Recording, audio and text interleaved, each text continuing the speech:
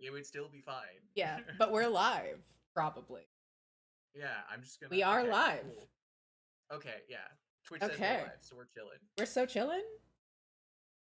We should have done this. You know what we should have done? What? We should have clicked the go live button like 5 minutes ago, or like before the post's up. Yeah. So that way, But then I would people have had to like remember to have a screen up before we were ready to start talking. Did you really? Yeah, emotionally I would.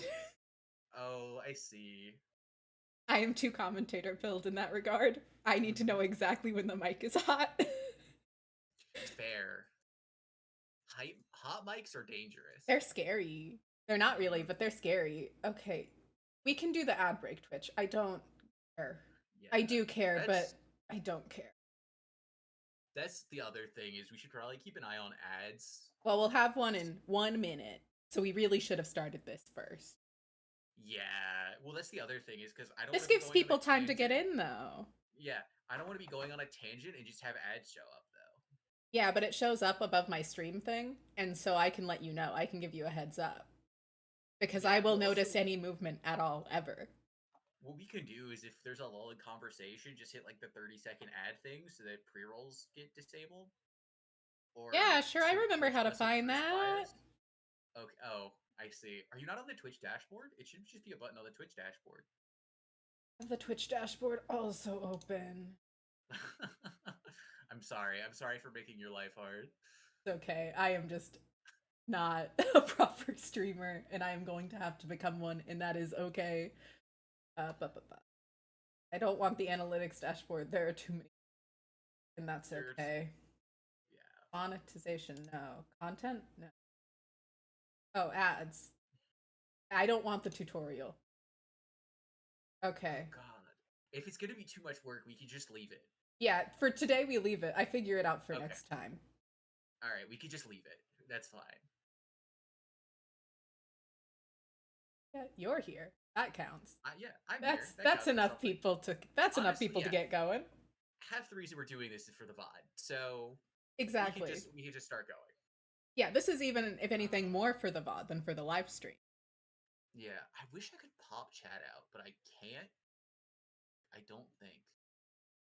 I cannot do that for you, sadly. I have it popped out for me. I can pop out chat.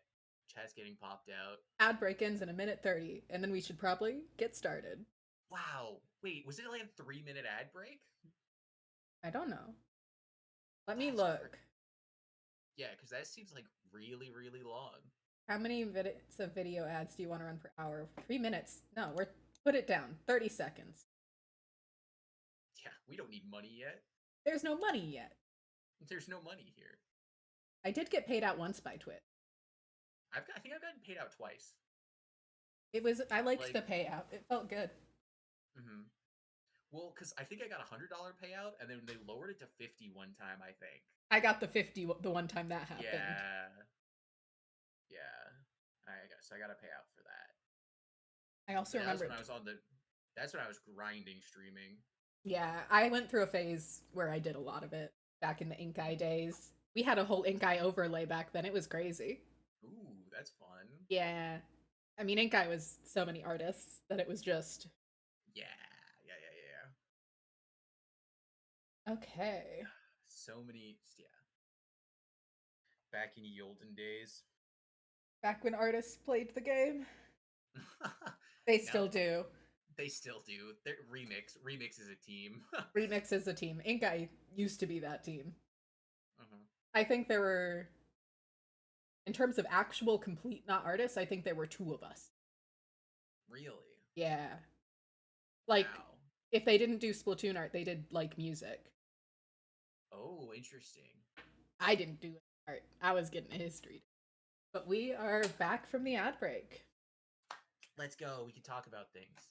Yes. We could do more than just yap. We will continue to yap, but we can do more than just yap. Exactly. Huge. Very huge. Okay. Yeah, super huge. Mega huge, even. Mm-hmm. Double pencil. Lame. Double pencil makes me so sad. I also... Okay, I'm gonna get ready off the screen. Yes. I don't like the FT Win comp. Yeah, I'm not in love with it. I would. Well, so I don't like pencil. I'm a pencil hater, and Yeah, I'm probably gonna talk about it a bunch over the course of the stream. I also don't like the sword. that's fair. I think auto booyah is Weak not kit. great. Yeah. It's a Um. very selfish kit too. Well, so it's selfish, but what is its win condition? What does it try? I don't know. Like, because it's one of the things where, like, I think one of the really strong things about Stamper, and one of the primary reasons that Stamper is good, is because it can stand like right here and then just fish for burst bomb hits on plat, and then charge slash if it gets a hit, right? Yeah, yeah, yeah. Like, but because it has auto bomb, like sharking under this ledge is a lot worse. Because Absolutely. now even fishing for charge slashes right here, it's still not really gonna be enough. Yeah. And then, like, also, we don't have the tool to poke this effectively. Mm. So, like, I mean, it can kind of be argued that it shouldn't even, like, It just shouldn't Stamper be shouldn't even be there. over here anyway. But then they have nothing to go there. Bucket, I Yeah, guess. no. Well, because, okay, so the problem with putting Bucket over here is, well, Bucket can't stand here. Like, there's No. nothing that can exist here for an extended period of time, right? Hmm. Because you can't put the dualies over here. Because then if something happens and they get marooned over here with Crab, it's just Crab can't do R.I.P. anything. Yeah, RIP. And then like Slosher can play under this ledge, but and it can kind of do something about the top side here. Hmm. But yeah, it's just weird. In comparison, like they also FT Win doesn't have anything to just stand up sometimes. Yeah. Right? So like the Utopia with Decav, what Decav can do is Decav can slam bubble right here. Like it can drop in and just slam bubble, Hmm. and FT Win has to just kind of respect it. Because like they don't have I don't think they have the object damage to actually like shred a bubble. Or if they do, they have to use another special on it. So they have to use Booyah or Crab, which limits their flexibility mid push. Right? So like if Bursty wants to crab here, then they basically have to crab from top mid. But if Bursty's crabbing from top mid, that means that our pencil can't be top mid, so pencil has to be somewhere else. They just don't like Otherwise, each other as yeah. weapons. Otherwise, then someone's gonna throw a suction and just kill the pencil on top mid. So if pencil can't stand top mid because Bursty needs a good position to crab from, where does pencil stand? Nowhere. It's dead in the water. Yeah, like pencil has to stay like back here. Which is so lame because then it's not doing anything. Yeah, it's literally not doing anything. And that's just a pencil problem. It is But I just a think pencil problem. but I think Utopia's comp works around that problem better because there's nothing that wants to contest the top side from pencil. There's only one person that wants to stand here. That is the pencil. Everyone else can kind of just mingle more or less wherever they want. Yeah. But FT Win has two weapons that want to stand top mid to get maximum value. Which is not, you never want two weapons that want to be in the exact same spot. Yeah, like especially and like let's think about who's pushing across top mid. That's a shitty arrow. Like who's pushing across top mid to try and like get spinner if they ever reach that stage of the game, I mean, not really anybody. right? Because like what special are we using to break into that space? Like we don't have a special that I like mean, strikes blows forward. arguably, and that's a stretch. So we have strikes and we have booyah, and they can both be used to get space, but Those weapons want the to be the ones crossing over with the special, if anything's going to cross over. yeah, so but let's say hypothetically Kyo uses strikes like this, which I think is probably one of the better ways to use it, Mm. so that we trap the other team on this side of the strikes. Bursty crosses, and then like we can get a crab here, and that's really good. But Hmm. like if we're crabbing up here, we're like now we're worried about them like Utopia flanking out, and it's rough. It is very Like rough. that's one of the things with um museum, I think in general, is if you get spinner control, the other team just will stop going spinner because they don't need it, right? They'll have people flank out, right? And then they'll use this top side of the map. Mm-hmm. And then they'll stage up here and then push through spinner into mid. They won't stop here. Yeah, they'll And just flow this forward. mhm. And a lot of teams get stuck on spinner, and that's why pushes die. Yeah. But yeah, like I'm talking too many hypotheticals now. Though it's time to actually watch the game. Do we want to talk about gear at all? We Do you think can that? talk about gear. I think gear is largely irrelevant. I think Respawn Punisher on the other pencil's a little interesting just because it's not something we see much of. But at some point it's like gear is gear. People run what they're comfortable with. It overall I mean, doesn't have the biggest impact generally. I in this situation I disagree. I think this build is actually um really really important Mm, because it gets online a lot faster than biscuits. interesting. Yeah, that's fair. So No need to wait for uh LDE, which is always huge. yeah, like that's the really big thing. Like if biscuit can dig his heels in and stop it at 30, Hmm. he's going to be more powerful than Ruby 10. I don't know. Yeah. But if he can't, because the boulder has the snowball has gone too far, then it doesn't matter. And Respawn Punisher is really really interesting because that means in the pencil head to head, Biscuit loses a lot more. Yeah. Which is Like it, not ideal. yeah, like Respawn Punisher makes the mirror much more important. And what it also does too is it makes any of the like 4 or 5 kills that a pencil is gonna like get over the course of a game much more impactful because now it's denying strikes, it's denying booyah, it's denying cooler, things that I don't think FT wins comp can function without. Yeah, true. So I think that denial is really really important. Um,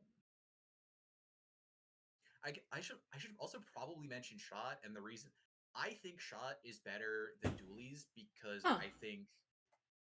I think it Zuka. Zuka is the main reason because, like I said, my problem here isn't inherently with dualies; it's with the crab tank. Yeah, I was there. I personally feel that Twinkles might be better there than Viduli. I agree because I think what Twinkles does is again, if Twinkles gets like in this position and sits under this ledge and just slams a bubble, then Utopia kind of has to respect it. Yeah, absolutely. Like they just have to wait, and that gives Bursty time to throw fizzy or disengage or get support from a teammate or something like that. Mm-hmm. But that's not what Crab Cank can do. No.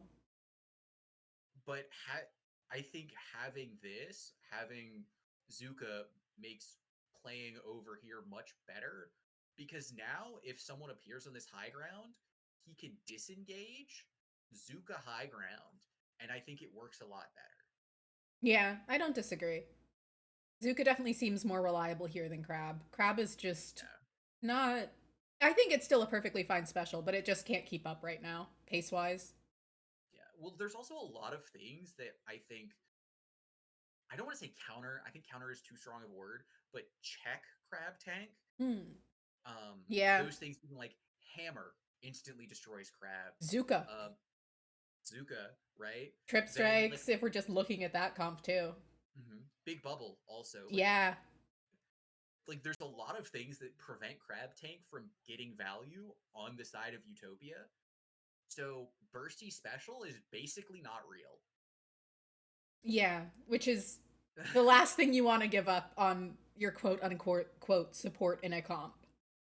Yeah, because like what bursty on crab tank is doing right here is it's essentially a win more button, Yeah. right? Like if they're already winning a fight, crab tank is going to make them swing it faster, or they can use it as a push extender, Mm-hmm. but it's never going to change the game state On its own. on its own. Yeah, Which right. most other specials in Splatoon 3, if we're taking Cooler out of mind, but even then Cooler does. Cooler does. Yeah.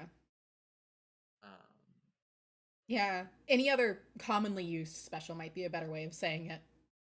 Sure. Because Well, because like Wavebreaker, not changing the game Wavebreaker, state. no, it's not. It's not. It's existing on the map for a Yeah. second, maybe. Yeah, but it's not changing the game state. No, but any special we see commonly used will. Interesting. 2 going right seems like a choice. It is. Well, so it's aggressive. The Yeah. other thing I'm going to point out about these openings Paint? is paint. That's a key difference. So FT Win is starting much more aggressively, like you pointed out, with the 2 up here, going down right drop. But an interesting thing is look at how the pencils are rolling out. Yeah. Biscuit's right here, rolling towards the center of the map to try and get pressure on zone. But notice how the pencil for Utopia is going right here. Oh. Or they might drop to spinner, but I highly doubt that. Yeah. Now, this is an incredibly strong position for pencil because it means that it's a counter to the extremely aggressive drop that FT Win is doing, and it's not something that Western pencils do really ever. No. Western pencils go to the same spot every time. And I think, and that's why this really aggressive start works. Yeah. Because there's no pencil to punish. There's nothing there to punish. Well, so no one goes up to this high ground. Yeah. And so because no one goes up to the high ground, FT Win can walk in with their 2 big hitboxes being Slosher and Stamper. Who, I'm assuming that's who's up here. It seems like a safe bet. No. Oh, is it? I wouldn't be shocked if Bursty was there with them. No. Okay. No, that is what makes sense. It just wouldn't have shocked me. Yeah. So what's happening here is because they're throwing these big hitboxes out, they're giving Utopia the center of the map faster, but also look at how much more effectively Utopia is able to fight over. Yeah, wow. Like, I would not be surprised if I unpause this and 2 seconds later, they've Sam just exploded and Kyo just die. Yeah. Like, I think they trade 2 for 1, where Pen stands right here and then picks this, and then someone drops, and then Kyo frags the drop, and then gets traded out. Frags Kyo. Yeah. Yeah. But, like, in comparison, I wish I knew how much special charge Art had. Yeah. But, like, in comparison, look at how, like, FT Win's going for an early zone. Biscuit's going for early zone. But Biscuit's never going to paint this. No. It's not going to happen. Pencil can't do that. That's not what Pen does. It just, like, especially after its nerfs. Yeah. So the decab is going to be able to contest zone for long enough that this fight is going to resolve. And then the splatter shot can come in and finish capping. Yeah, and then once this fight resolves, then shot can come in, or bucket can come in, and then we just go into advantage. But also, the other interesting thing about their opening is because FT Win's opening is so aggressive, notice how they don't really have any control leading into spinner. Yeah. They have, like, the pencil shot right here, and then Bursty ran in a straight line. And they can't back out if they need to at all. So they can't back out, but they also can't get back in. Yeah. Meaning if one singular person gets onto spinner for Utopia, then this game gets so much harder because, again, a lot of Western teams just mindlessly walk forward. I don't think that's what FT Win will do. But it is a common thing to witness. Yeah. But notice, because they don't have any control of their top left of this area right here, it's going to take time to move forward, and that's time that you don't want to spend after the fact. In comparison, the Utopia start is more reserved because it paints their back. So if they lose this fight, they can walk back onto spinner just fine because they have this top area marked. Yeah. Because they have it painted, they can just walk back up there, and then the pen can pretty safely just clear spinner and then clear court and then walk back in. And that's Yeah. not something that FT Win can do if they lose. Yeah, another thing to note is also how quick it is to get back in towards mid on this map. Like, it's rarely beneficial to super jump. Yeah. So also notice the top right side, one of the sword jumps out and Kyo dies. Yes. See, Sam right here. So the fight happened basically exactly how I said it would. Yeah, because that might as well be a pick at that point if they had to jump out. Yeah. So now they're 3 stuck on Spinner, and Bursty, don't drop on the sword. First, he might drop on the sword. I'm gonna be real. That looks like a dropping on the sword behavior. Yeah. Well, so Bursty is cooler here, so it's worth if he trays, but it's so coin flippy that I'm not a fan. Bursty Bursty restrains is himself when he's smart near. enough. To be Yeah. fair, it would be. It's something I would do. I would drop on the sword. Bursty, Yeah. smarter player than me. Yeah. Also, something interesting to note, right? Biscuit has already used Cooler, but notice how the pen for Utopia hasn't. Yeah. We're 20 seconds in, but Kyo's still on respawn, meaning Utopia has an advantage in this fight, Mm-hmm. especially with this. So even like if they Zuka and get another pick, regardless of the fact they have Cooler, Utopia has already won the opening. They just need to solidify it with map control. Mm-hmm. And that's one of the that's going to basically always be the case. See, and look at Oh, oh, brutal. brutal, but like look at how much map control Utopia has. Like even with this pick, FT Win tries to drop in, but Coolers doesn't make the difference in comparison to having turf. Yeah, we do often forget that part of the game is Have Turf, the video game. Yeah. So as long as so with this bubble on top mid, as long as it stays up, and again, FT Win doesn't really have the object damage to shred it Mm-mm. unless um I mean, Sam Sam, yeah. unless Sam can get on the inside and use its main damage hitbox to hit it the weak spot with slashes, But then you have right? to go into the bubble with a decav, which you don't love doing. Yeah, which is not great. Feels So not good. what I bet's about to happen here is Sam is gonna booyah to negate the bubble, and then they're gonna try and retake zone off it. Which is But just messy. It's gonna get really messy really quick. Yeah, so Yeah. here's the booyah, but they still haven't been able to take zone. Oh, See, they haven't been able to take zone and Sam is down. because again, FT Win's opening wasn't stable, and because it wasn't stable, Utopia was able to have a stable opening, and they're pressing that advantage. Now Cooler comes out, like the Cooler came out so much later, right? Like FT Win has already lost an entire fight with Cooler, but because of the timing, Hmm. like Utopia is using it as a counter engage. Like Utopia says, I see you want to push, you've engaged, you've committed, Yeah. so I'm going to use Cooler to make it so that even if I lose this fight, I'm not going to lose the game. Because Which, and yeah. that's solely off the quick respawn. That's not even considering all of the other boatloads of stats it's going to give. Yeah, Cooler's something.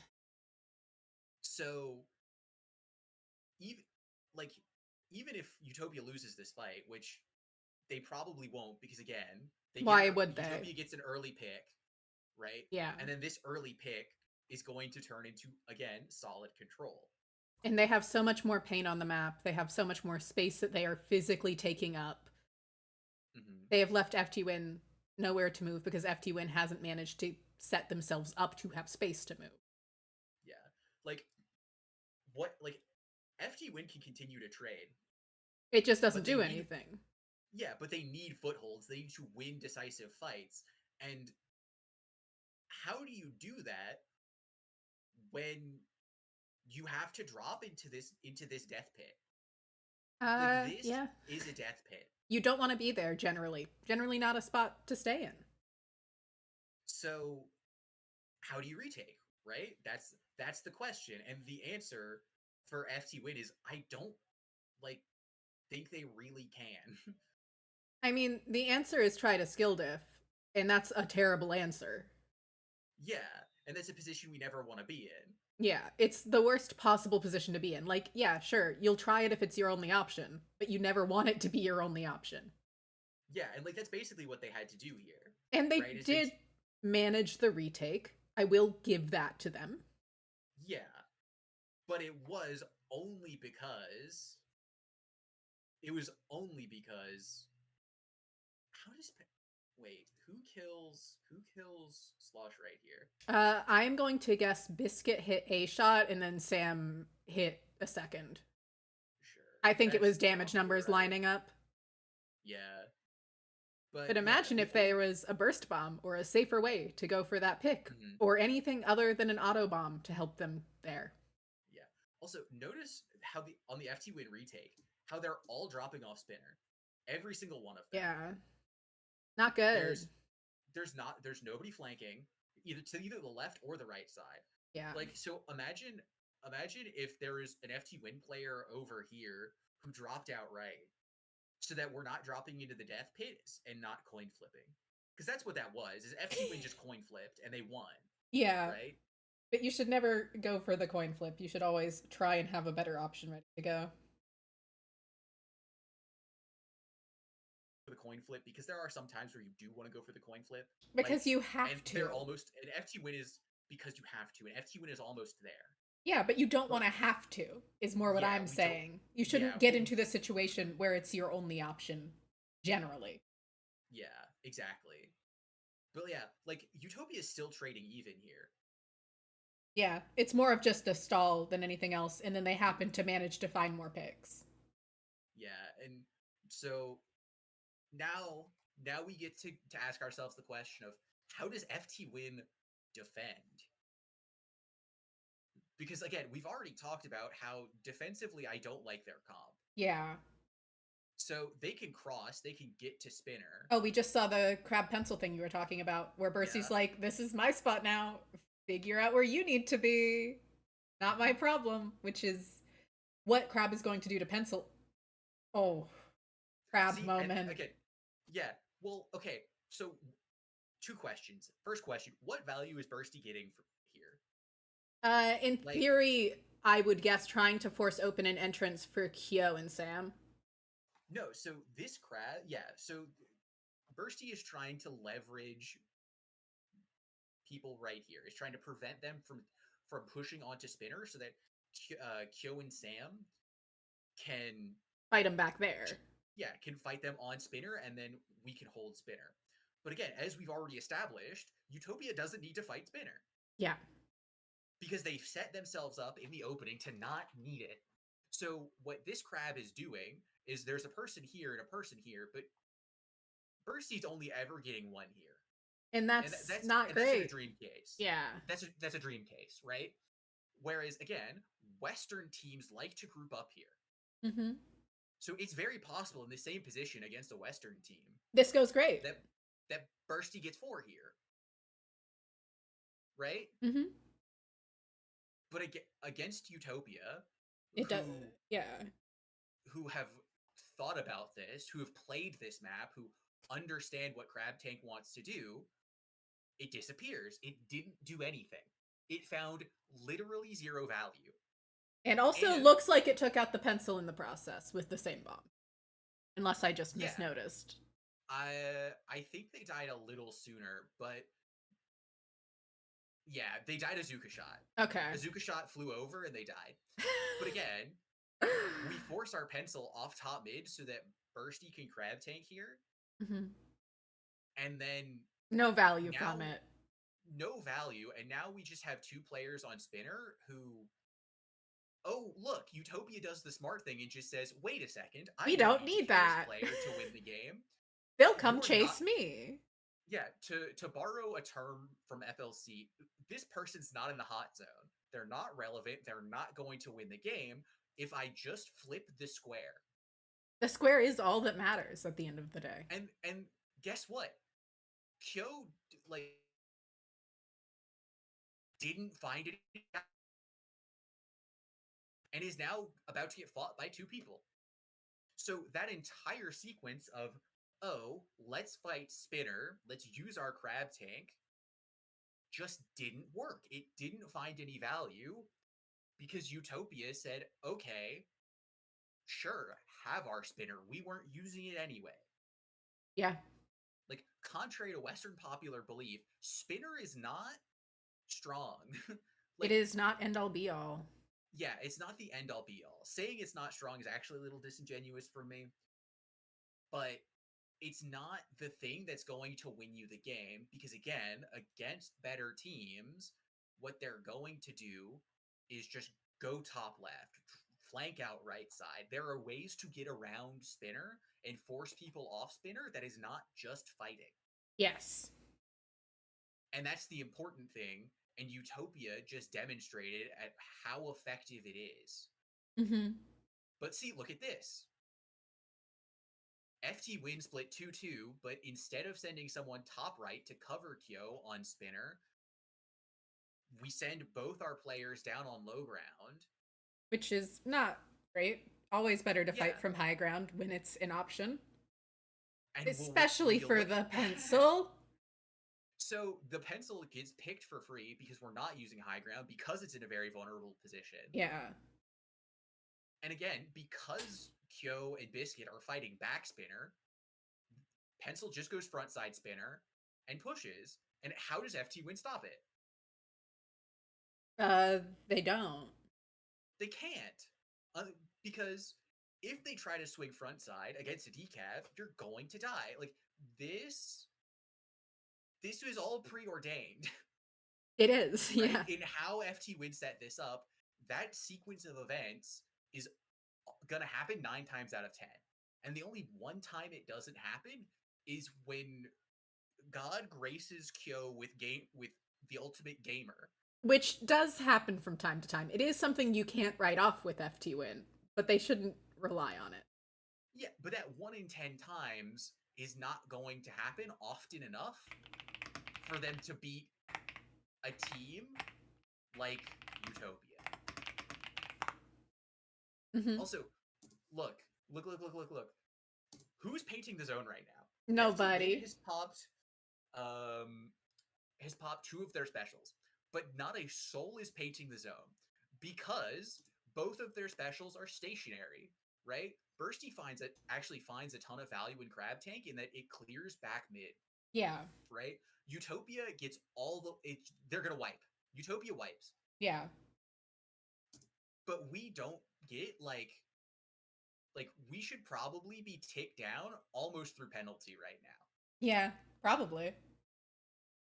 But FT Win couldn't do it because one of their players was in Booyah and the other was in Crab Tank and the fourth person's a pencil. Who paints the zone? And this is why you have a heavy edit, because they can paint the zone.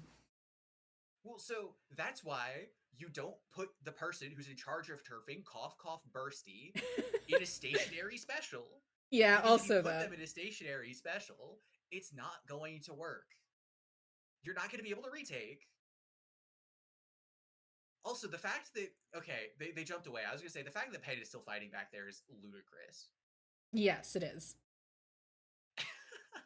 Oh, look, FT Win fighting Spinner and losing again because there's people on high ground who can help the people on Spinner. Oh, okay. I'm going to say something about Utopia now. Uh-huh. I don't like this cooler. It's so far back. It's so far back. I don't like it. I understand why we did it. And Utopia has the advantage that they can do this. But you still always want it to be with your Slayers. Like, you don't ever want them to need to come back for the cooler. That's cooler player 101. Quite frankly. Yeah. Like, if your players need to come back for your cooler, you've made a terrible cooler, generally. Yeah. Also, this is incredible. Wait, Kyo is sharking here the entire time. Oh my god. I was so busy talking about cooler, I didn't even genuinely realize.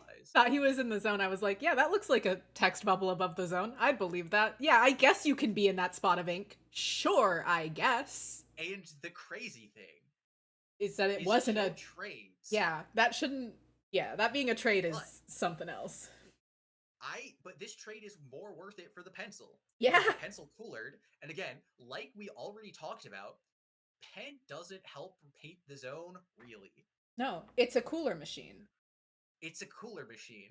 But guess what? Kyo's death is crippling Yeah. for FT Win because now their Slayer, their frontline duo, is Is weak. is weaker than it would be otherwise. And there's Azuka out. And there's also a bubble that we can use over here for Utopia. Oh, with the trip strikes, that's devastating. God, it was so seamless. Wow, it's It was almost so like that's how a zone break should go. no. Utopia was at a disadvantage, right? Utopia from from all traditional wisdom says Utopia should lose this fight, Yeah. right? But because of these specials, because of Cooler, They just get to win it. they just get to win because the players come back so fast that Utopia gets trip strikes, and then Bubble comes in to solidify the hold Mm-hmm. to give it some traction. And then again, how does FT Win stop this? They can't, right?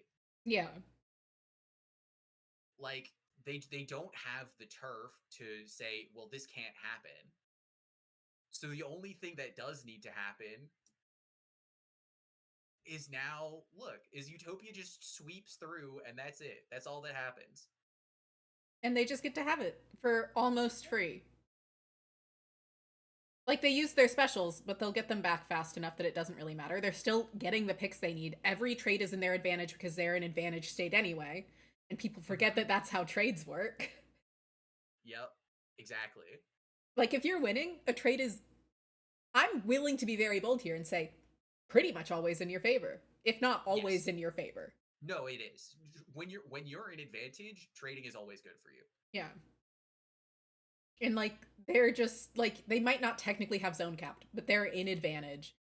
There is no neutral They're once a winning. game of Splatoon. Yeah. And there's no neutral once a game of Splatoon has begun. Like after the first cap, there is never a neutral again. Correct. And like, but notice how incredibly Utopia is playing around the left side, Mm-hmm. and how FT Win is not responding. Like on like Utopia is just winning the flanks Consistently. because consistently Art keeps dropping on the left side, and FT Win doesn't answer, and Biscuit is continuing to try and paint zone and keep it neutral, like even through sprinkler on it, which is fine, but that's not how we're gonna win the game, No. right? Because we need to get something solid. We need our team to be able to exist on the map and exert influence. Yeah. But we can't if Biscuit is here behind Pillow because the angles are not good. And there's not much that can be done. It feels desperate rather than effective. Yeah, and notice like Kyo gets a pick and comes here to rest. He goes, "Oh shit, my pencil's here. I need to leave." Which, at least not staying directly beside the pencil is good. But maybe the Yes. pencil shouldn't be there. Yeah, no, exactly. The pencil shouldn't be here. It should be top left. And now It the should be. game's. I'm gonna say the game might as well be lost at this It point. is. Like, because if Biscuit's on high ground here, then and Bursty backs away on the left side, then the decav can't follow. Yeah. But because Biscuit's on spinner, right here, the decav is in a blind spot. Mm-hmm. And this is always the problem with chargers of any type and any variety. If the other team can find your blind spots, if they can get under ledges, if they can get behind cover, you're never going to be effective. So you need to position yourself in places that don't have that problem. And the problem with spinner is that there's a lot of cover in the way. So much cover in the way, in fact. Mm-hmm. And like that's just the game. Yeah. Ugh. Like FT Win brought the score down to 30, but they were never in control. No. They were always singing to Utopia's tune, right? Yeah, Splatoon's all about a show of your best. It doesn't matter how far you pushed it if you didn't knock out. There is always a chance the other team can get it. And the amount of control, like again, even an advantage.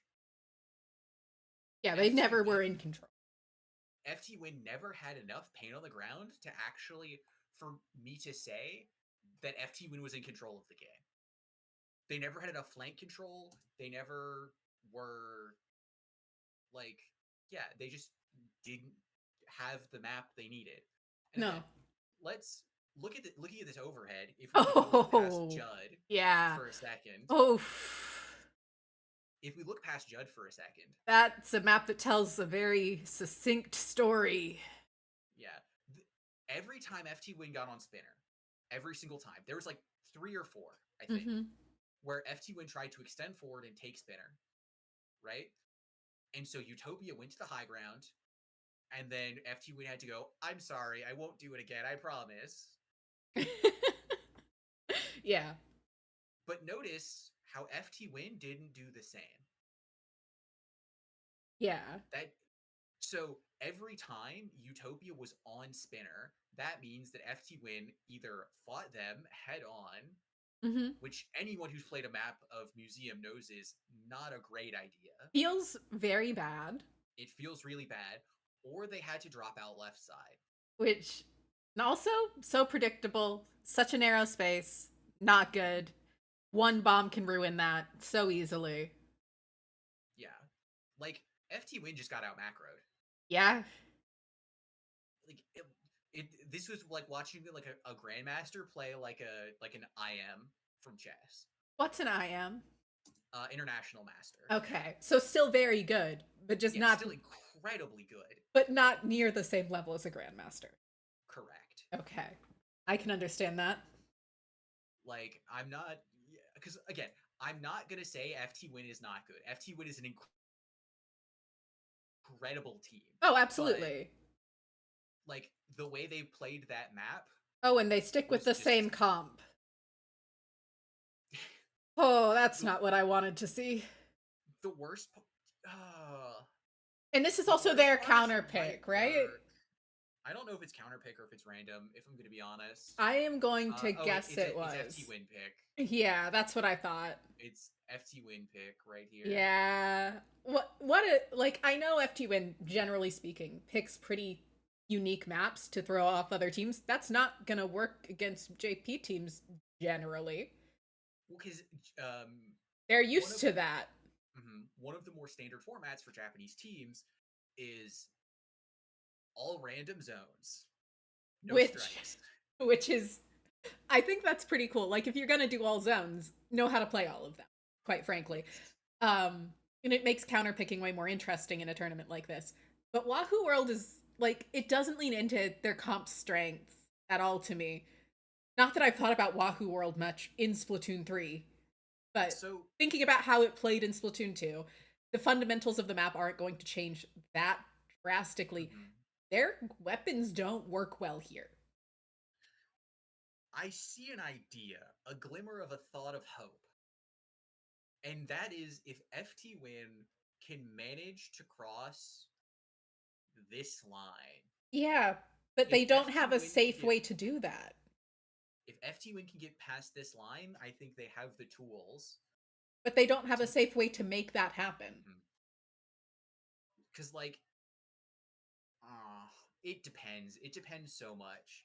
So again, what I'm really worried about FT Win doing is if FT Win uses more than one special at a time, it's over. It's cooked. Yeah, that tracks. Because they're not going to have enough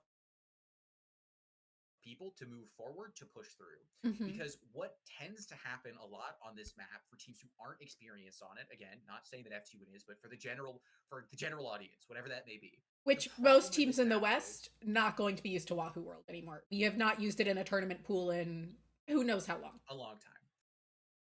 The problem is getting stuck in the zone. The zone is the worst place to be in the world. there are 2 chokes on either side, and a lot of teams get stuck in them. And it's the last place you want to be in the world. Yes, but FT Win has 2 really good tools to break the chokes. Yeah. Being Booyah and Trip Strikes. Because if we throw a Booyah, like let's just say we throw a Booyah right here and it expands like out from there, then we don't have to worry about this choke. It's a non-factor. So we can push through this one and just absolutely obliterate whoever's here. Yeah. Or vice versa. We can Booyah right here and then either swing from it or push through it and just obliterate who's ever here. Yeah. But if FT Win uses more than one special at a time, meaning they use Trip Strike, why do they have and crab? Booyah, and like if they use more than 2 of these specials at a time, then they don't get to push through zone, which means they don't have the ability to truly solidify a hold. Yeah, to make it solid, to set the foundation. Yeah, I'm also very stuck on why they stuck with V-Dually. I think it is a strange pick here. I can think of other common support-esque weapons that get used frequently right now that would fit better there. Like, off the top of my head, if there's a Frozen Pro map, I know it would make their paint a little lower, but whatever at this point. This is a missile map. Like, fundamentally. Yeah, I guess. I don't know. I see the idea with Crab Tank. Crab Tank is really good at clearing this wall right here. And then like if you put it on top of your wall and it just sprays bullets down the sight line, it can be really, really strong. Right. But again, I don't see the synergy between any of FT Win specials. Yeah. Also, just as a heads up, there's an ad break in progress. I don't think we care, but no, yeah, I'm just gonna keep talking. Yeah. So they can subscribe or something. I don't know. Crazy statement. Yeah. I get what you mean. I don't know. I don't like the idea of Crab Tank here. It feels too vulnerable. It feels too squishy. Yeah. It feels too shut down. Yeah. Well, yeah, it still has all the problems we talked about last game, which is any singular person on Utopia has a tool to deal with Crab Tank that means Crab Tank doesn't get any value. And I just don't think it's like, I'm once again going to say Twinkle's Dually. Probably I would mind less here. Mm-hmm. They don't have a lot of answers to that other than the trip strikes. It's just... FT Win doesn't have a way to like push into the zone that doesn't require them physically swinging. Yeah. So why not have a bubble at that point? Yeah, because basically what FT Win, like the second idea for FT Win's retake, and the one that would work in a desperate situation, is you have Kyo Trip Strike from over here, and Sam Booyah from over here, and then we Trip Strike, Booyah right here, and it'll flip zone. Yeah. And we can do that from really far away. The problem is it's never going to be solid. It's so unsustainable. We're not going to be able to change a game state. Yeah. That's never going to take us from disadvantage to advantage. And it takes you too long to get anything back to get the advantage anytime reasonably from it. So, like, FT Win's comp, I think the best way to put it is it feels incredibly cocky. Which, if we're looking at their history as a team, yeah. Sure. Yeah. No, they absolutely deserve tracks historically. Credit. Well, and also just with how, like, thinking back through FT Win's comps over the years, kind of just tracks. Mm-hmm. Which there's nothing wrong with that. It's just unsustainable and unreliable. Yes. Yes. Well, so, and the reason it works is because people are content to mirror match FT Win on whatever they're good at. Which is... That is not don't do that. Right? Yeah. So... Yeah. It's just... It's not a comp. I have something against V-Dualies at this exact moment for some reason. Mm-hmm. Yeah. I just feel like we could do a lot of other things that make it function better. Also, notice again how... The paint difference? It's the paint difference, but I'm also going to point out FT Win has done another 2-2 opening. Where they sent 2 people in one position and 2 people to a similar position. And they haven't split anyone up really, but in comparison, notice how there's one person here and there's two people up here, and then one person is on the low ground for Utopia. So which gives look at them a how lot more much flexibility. So they're much more spread out, so what that means from a macro perspective is, well, so first things first, the way that FT1 has set up this 2-2 is they actually all just have to funnel through choke, right? They're all going to funnel into one space. That's not a problem for Utopia. So as soon as FT1 tries to endeavor into the middle of the map, this person can come from across glass and hit them from the flank and hit them hard. Which is the word, not a great scenario to be in. Like Utopia's what they're doing is much closer to a 3-1. Yeah. Where they have three people, and the job of the three people right here is to simply survive. Their job, like this isn't. They're not going to win this fight, but they know that. That's why they have this person coming from the flank. Yeah. Right. The flanker's only job is to show up after FT1 is committed sufficient resources to whatever nonsense they're doing with three people. Exactly. And that trade doesn't. I mean, it's a good trade, but like, it's a good pick even. It's just not overly important. Look at how smooth this opening is for Utopia. Yeah. They're instantly in FT1 space. They paint zone so fast, which is chef's kiss. Incredible. As it should be. Like, they paint zone so smoothly. Biscuit goes down basically instantly. And Utopia hasn't really lost anything yet. The Zuka going down's really bad. But, like, again, FT1 hasn't had the space in the opening to contest the zone flip. No, and they're still having to drop to try and deal with art. They finally flipped the zone, but they had numbers advantage for so long there before they managed that. Oh, that was good. That was clean. I did not expect Sam to get this. I'm gonna be so for real. Yeah, that was clean. You do have to give it to Sam. That was clean. Yeah. Sometimes people hit shots really. That's so on top of each other. Yeah. Hate to see it. Yeah. So FT1 has crossed the line. The thing that they needed to do to really win the game, they've done. But the interesting thing now about FT1's hold is two people ended up on low ground, which I don't think is inherently bad. No. I think one person on low ground is actually required. Yeah, I believe that. But not both. But there wasn't clear communication on who was supposed to be low ground, so they jumped back as soon as Utopia started pushing. So FT1 calls out cooler, and then these people instantly jump back. So guess what happens? What that means from a macro perspective is now they've given up their win con. Yeah, Utopia is no longer pressured from low ground, which means they can explode forward with their entire team. So if Utopia is going to explode forward with their entire team, they can use trip strikes to isolate it, to set the runway, so to speak. Yeah. And then they slam bubble in zone, and it just flips. Right? Because we don't have to worry about low ground. We can simply look at zone. That's all we have to do. It's almost like a bubble that's almost the same size as the zone might be strong or something.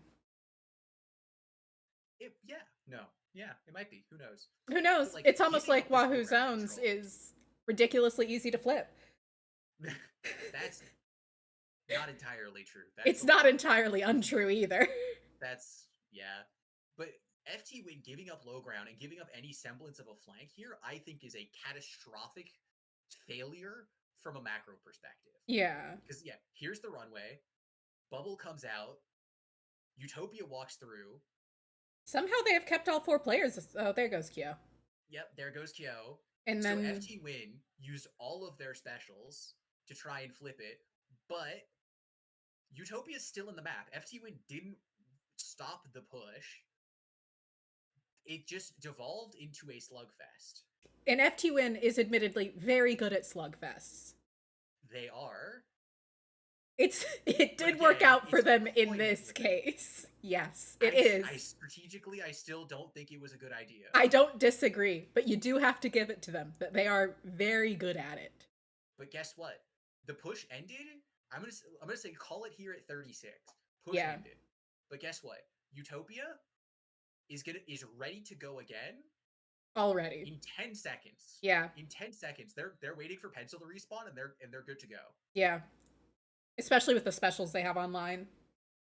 And FT Win isn't even close. No. They're not close to specials. They're at like 60, 50, 40. I think Biscuit might be close to something. I think he might be at 80%. But still But still, yeah, like Utopia's resource management game is is better. so much better. Yeah. Ooh, so this time I like Kyo commits really early on the low ground right here. That's good to see. So yeah, it's early, and like he ends up getting the trade, but it's so early. Yeah. Um, But better, yeah, at this least they knew who was committed this time. yeah yeah okay. FT Win is just did a Oh, much better job, I think, of playing the macro, yeah. right? Of playing the overall. But again, Utopia just had so many more resources that it didn't really end up mattering. Yeah. Like, how do you deal with Zuka Trip Strike when you have nothing? You don't. Yeah, the answer is you really can't. You accept you lose zone and you hopefully back off and get your own specials in time instead of fighting it out, but they fought it out. Yeah, yeah. See, look, And Art now is I don't know instant. how they get back in at Art all. is instantly on the low ground, instantly going really strong position. And Art's going to exist here and paint like all this and Hmm. all this up here and just threaten. And as soon as something happens, as soon as people commit, they can go down here. But if Yeah. FT Win doesn't commit, the bubble's so strong. He can just jump away, slam bubble right here, and just completely barrel stuff anything FT Win wants to do. Yeah. I don't like that was a great push they had. Good job, FT Win. Really great push to 12. I don't know how you get back in. You needed to KO. Yeah. Yeah. Well, like I said, right now FT Win's win condition really simply is, Okay.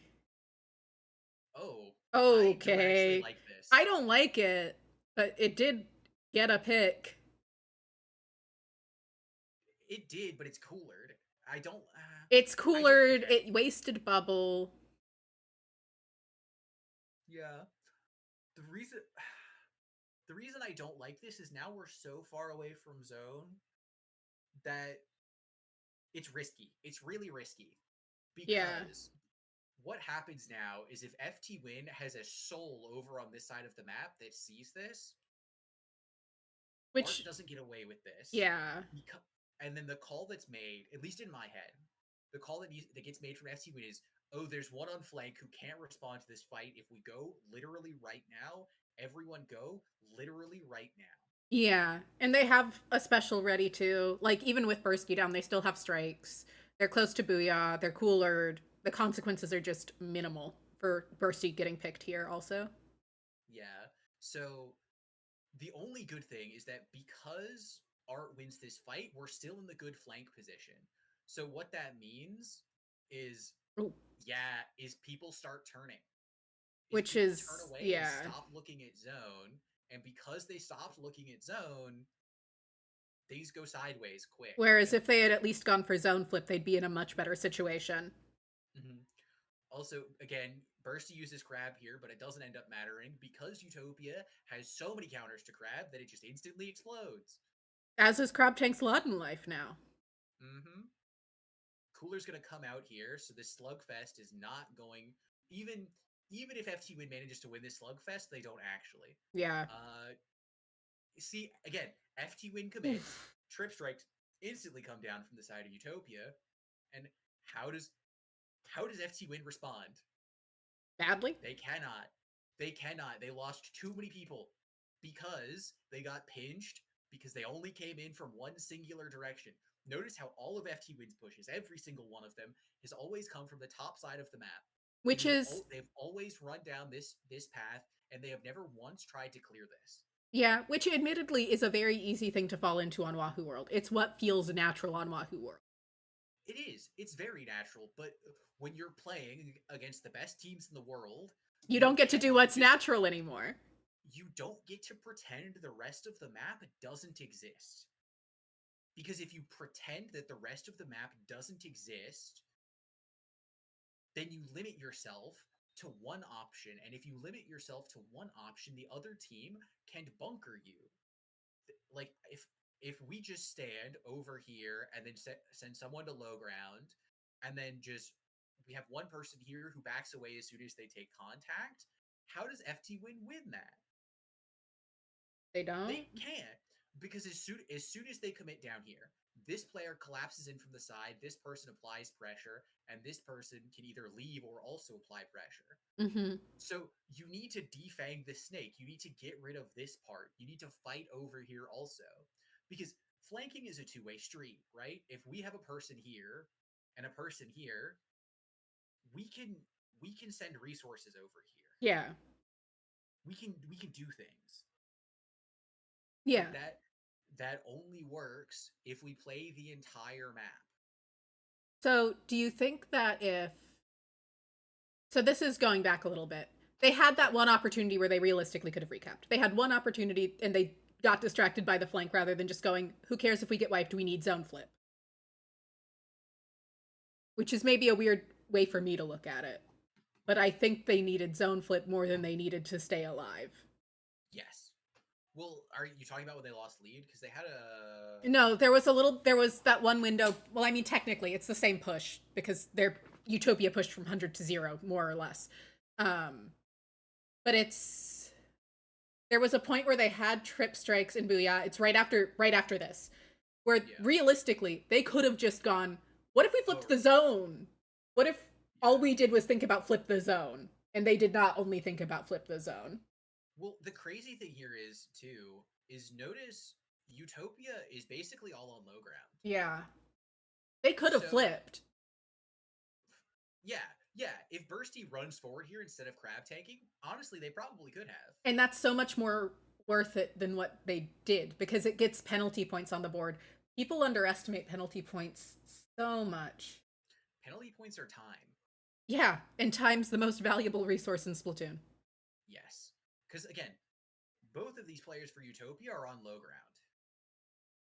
But, again, let's consider for a moment the compositions. Mm-hmm.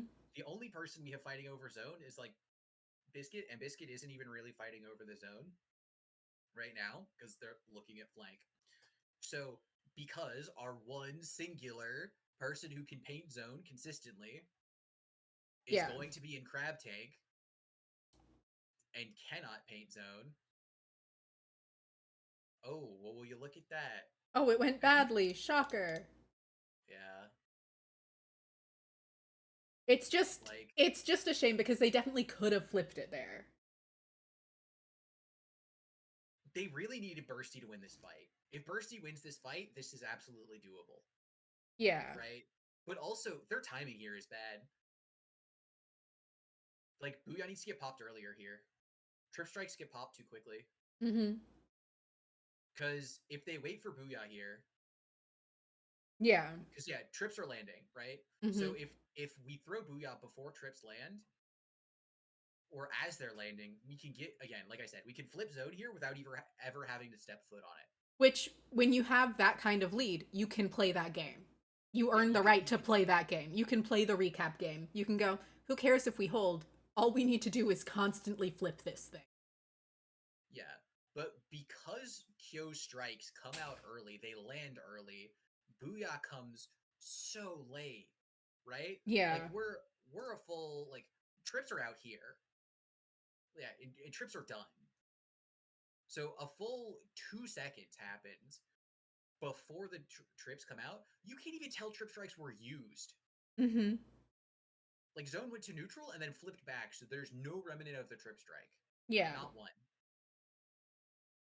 Which is just not good. Like, it's an impactful special. By default, trip strikes should be impactful. They put it down a ton of paint, they provide cover at the same time.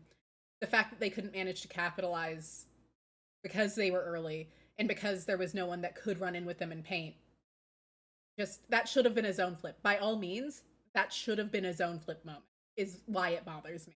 Yeah. Well, and the crazy thing here too is Bursty isn't even in position to Yeah. do things with the trips when they're used. No.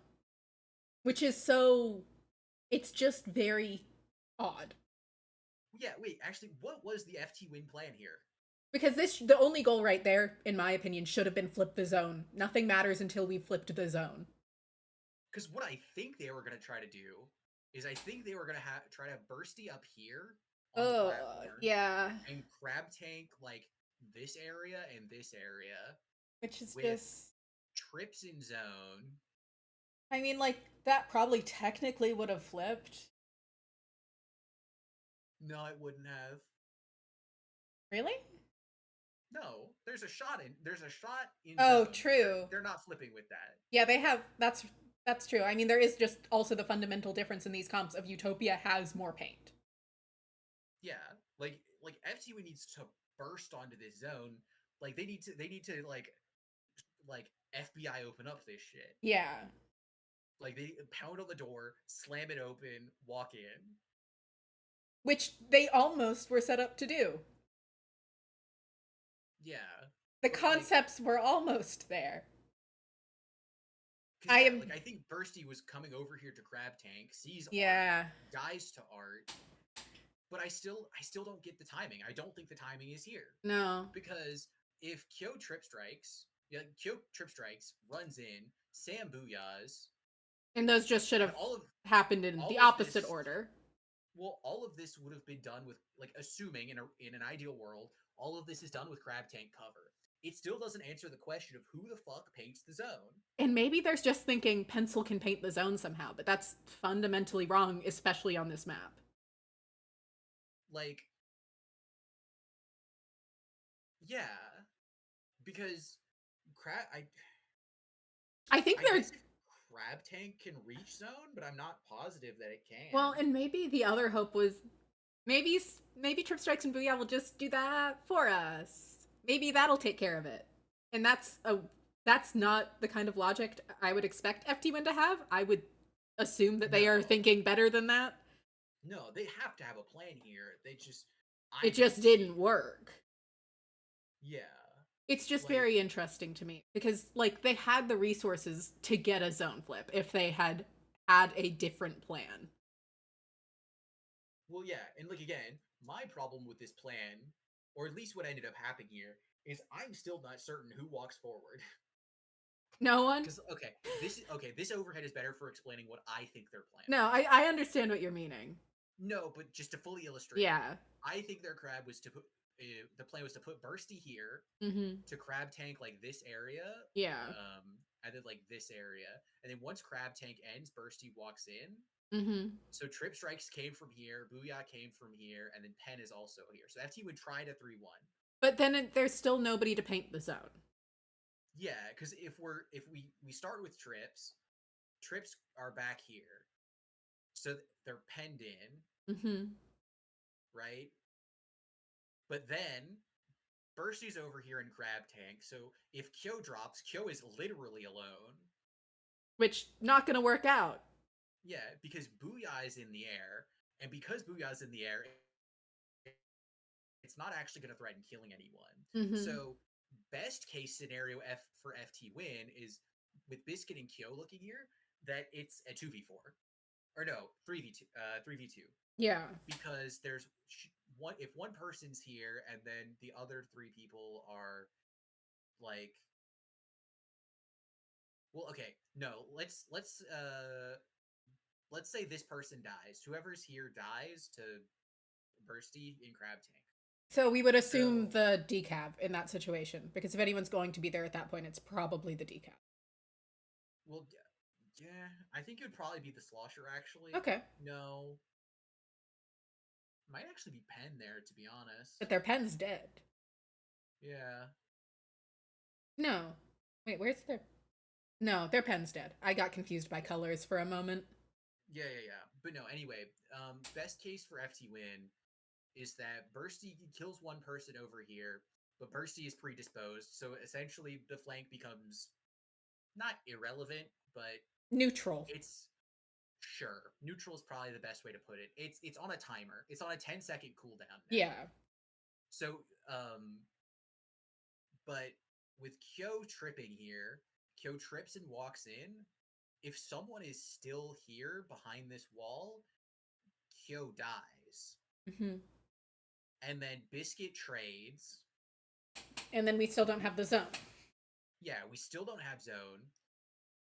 Booyah comes out, but we still don't have anyone, meaning if there's a single person, like if Shot's on zone and not dead, we don't flip because Shot moves into this space or Pen like from back here, Mm-hmm. right? Yeah, like I don't see how the timings are supposed to work for their comp. No, I think their comp is like, I get that I'm harping on the V Dually a lot, but I think the V Dually is actively so bad in their comp. Well, I mean, the problem is they have two specials that effectively stand still the specials. Yeah, they have two standstill specials. You can't Now, have two of them. They're strong. Don't get me wrong. Crab Tank in good hands can be very effective. I'm not arguing that Crab Tank isn't strong. I'm arguing that it doesn't work. And I agree. I think you're right. Like, and I don't think V Dualies offer anything else that's meaningful enough for them to be the pick there. Yeah. You're picking that weapon slot in this comp for the special, yeah? One would hope. That's how it should be. Realistically, that is how you are picking that weapon slot. That is how you are picking your quote-unquote support, because I am unconvinced that we have real supports in Splatoon 3. We don't. Which is fun. I'm enjoying it. I don't miss having armor bot, to be clear, on my stance. Mm-hmm. Yeah. But it means that that special is still vitally important, and using it on Crab Tank, especially when you know what the other team's running, you've now played a game against them, they won, why are they going to make a significant change? Why would you keep running the Crab Tank? Why, like, I just think Twinkle's dually is generally a better fit for most comps right now if you want to run one of the dualies, which I support the idea of. I think it's fun, I think it works well. But I think Twinkle's just fits infinitely better and enables plays more, and has a Fizzy Bomb. And Fizzy Bomb is so strong. Don't ever sleep on Fizzy Bomb. Yeah. And it's just like, imagine how different this push could have been, because it also incentivizes Burst to be pushed up with the rest of the team. It helps create that forward momentum that you're looking for in Splatoon 3. It helps you force that forward momentum. It's just very weird to me, because FT Win is a fast team. Why are they running a Crab Tank? Well, yeah, like, if they were running, like, a heavy edit or something like that, then I'm more fine with it. The heavy edit can pick up the paint slack. It can pick up the pace slack. But they have a pencil. Yeah, because you can play it more if you run a heavy edit in their comp. You put a mini. You play it like a mini half the time, minimum. Yeah, where it's more aggressive. It's more focused on controlling directly what's in front of it. It can get a quad on its own if it needs to, which is incredibly good for a team like FT Win that is good at slugfest, like we've established. Which Pencil, we were talking about this last night. Pencil can get 2 picks at a time. Yeah. That's its max limit. That's all it's allowed. Yeah. With its 5-shot tank, it can get a maximum of 2 kills. So if 3 people push it, it will die. Guaranteed. Which, not a situation you want the thing with the most important special on your team to be in, quite frankly. And, like, granted, you could say, well, what situation? How is it ever that situation? It's Splatoon. Things go wrong. Yeah, well, we've seen it a few times in this series, in this set. Yeah.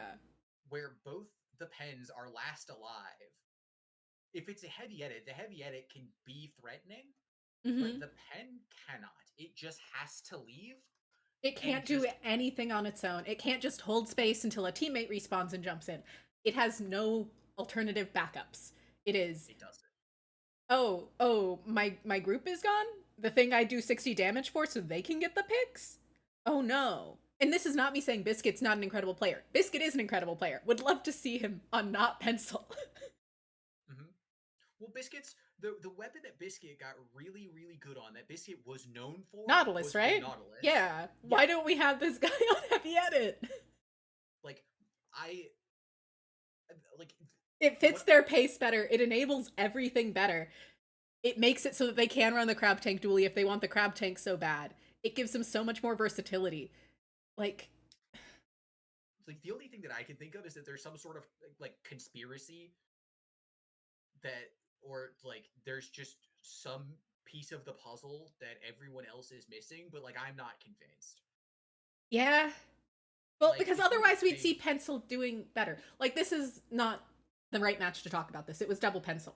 But usually if we're seeing Pencil play into a non-Pencil comp, the non-Pencil comp does better these days. I don't think there was a pencil in grand finals. Uh, seems Yeah, like you're right. there is no pencil in Oh, grand those are finals. such fun comps. Yeah, we should talk about this some other time. Yeah, we'll get to those. We've got to talk about NA more first. Yeah, but like yeah, notice how a pencil didn't win this tournament. It's almost like it got nerfed a lot, and it was only good enough to begin with. Yeah, so stop playing pencil, please. Please. Please. It's such a thing to watch every time I see, Mm-hmm.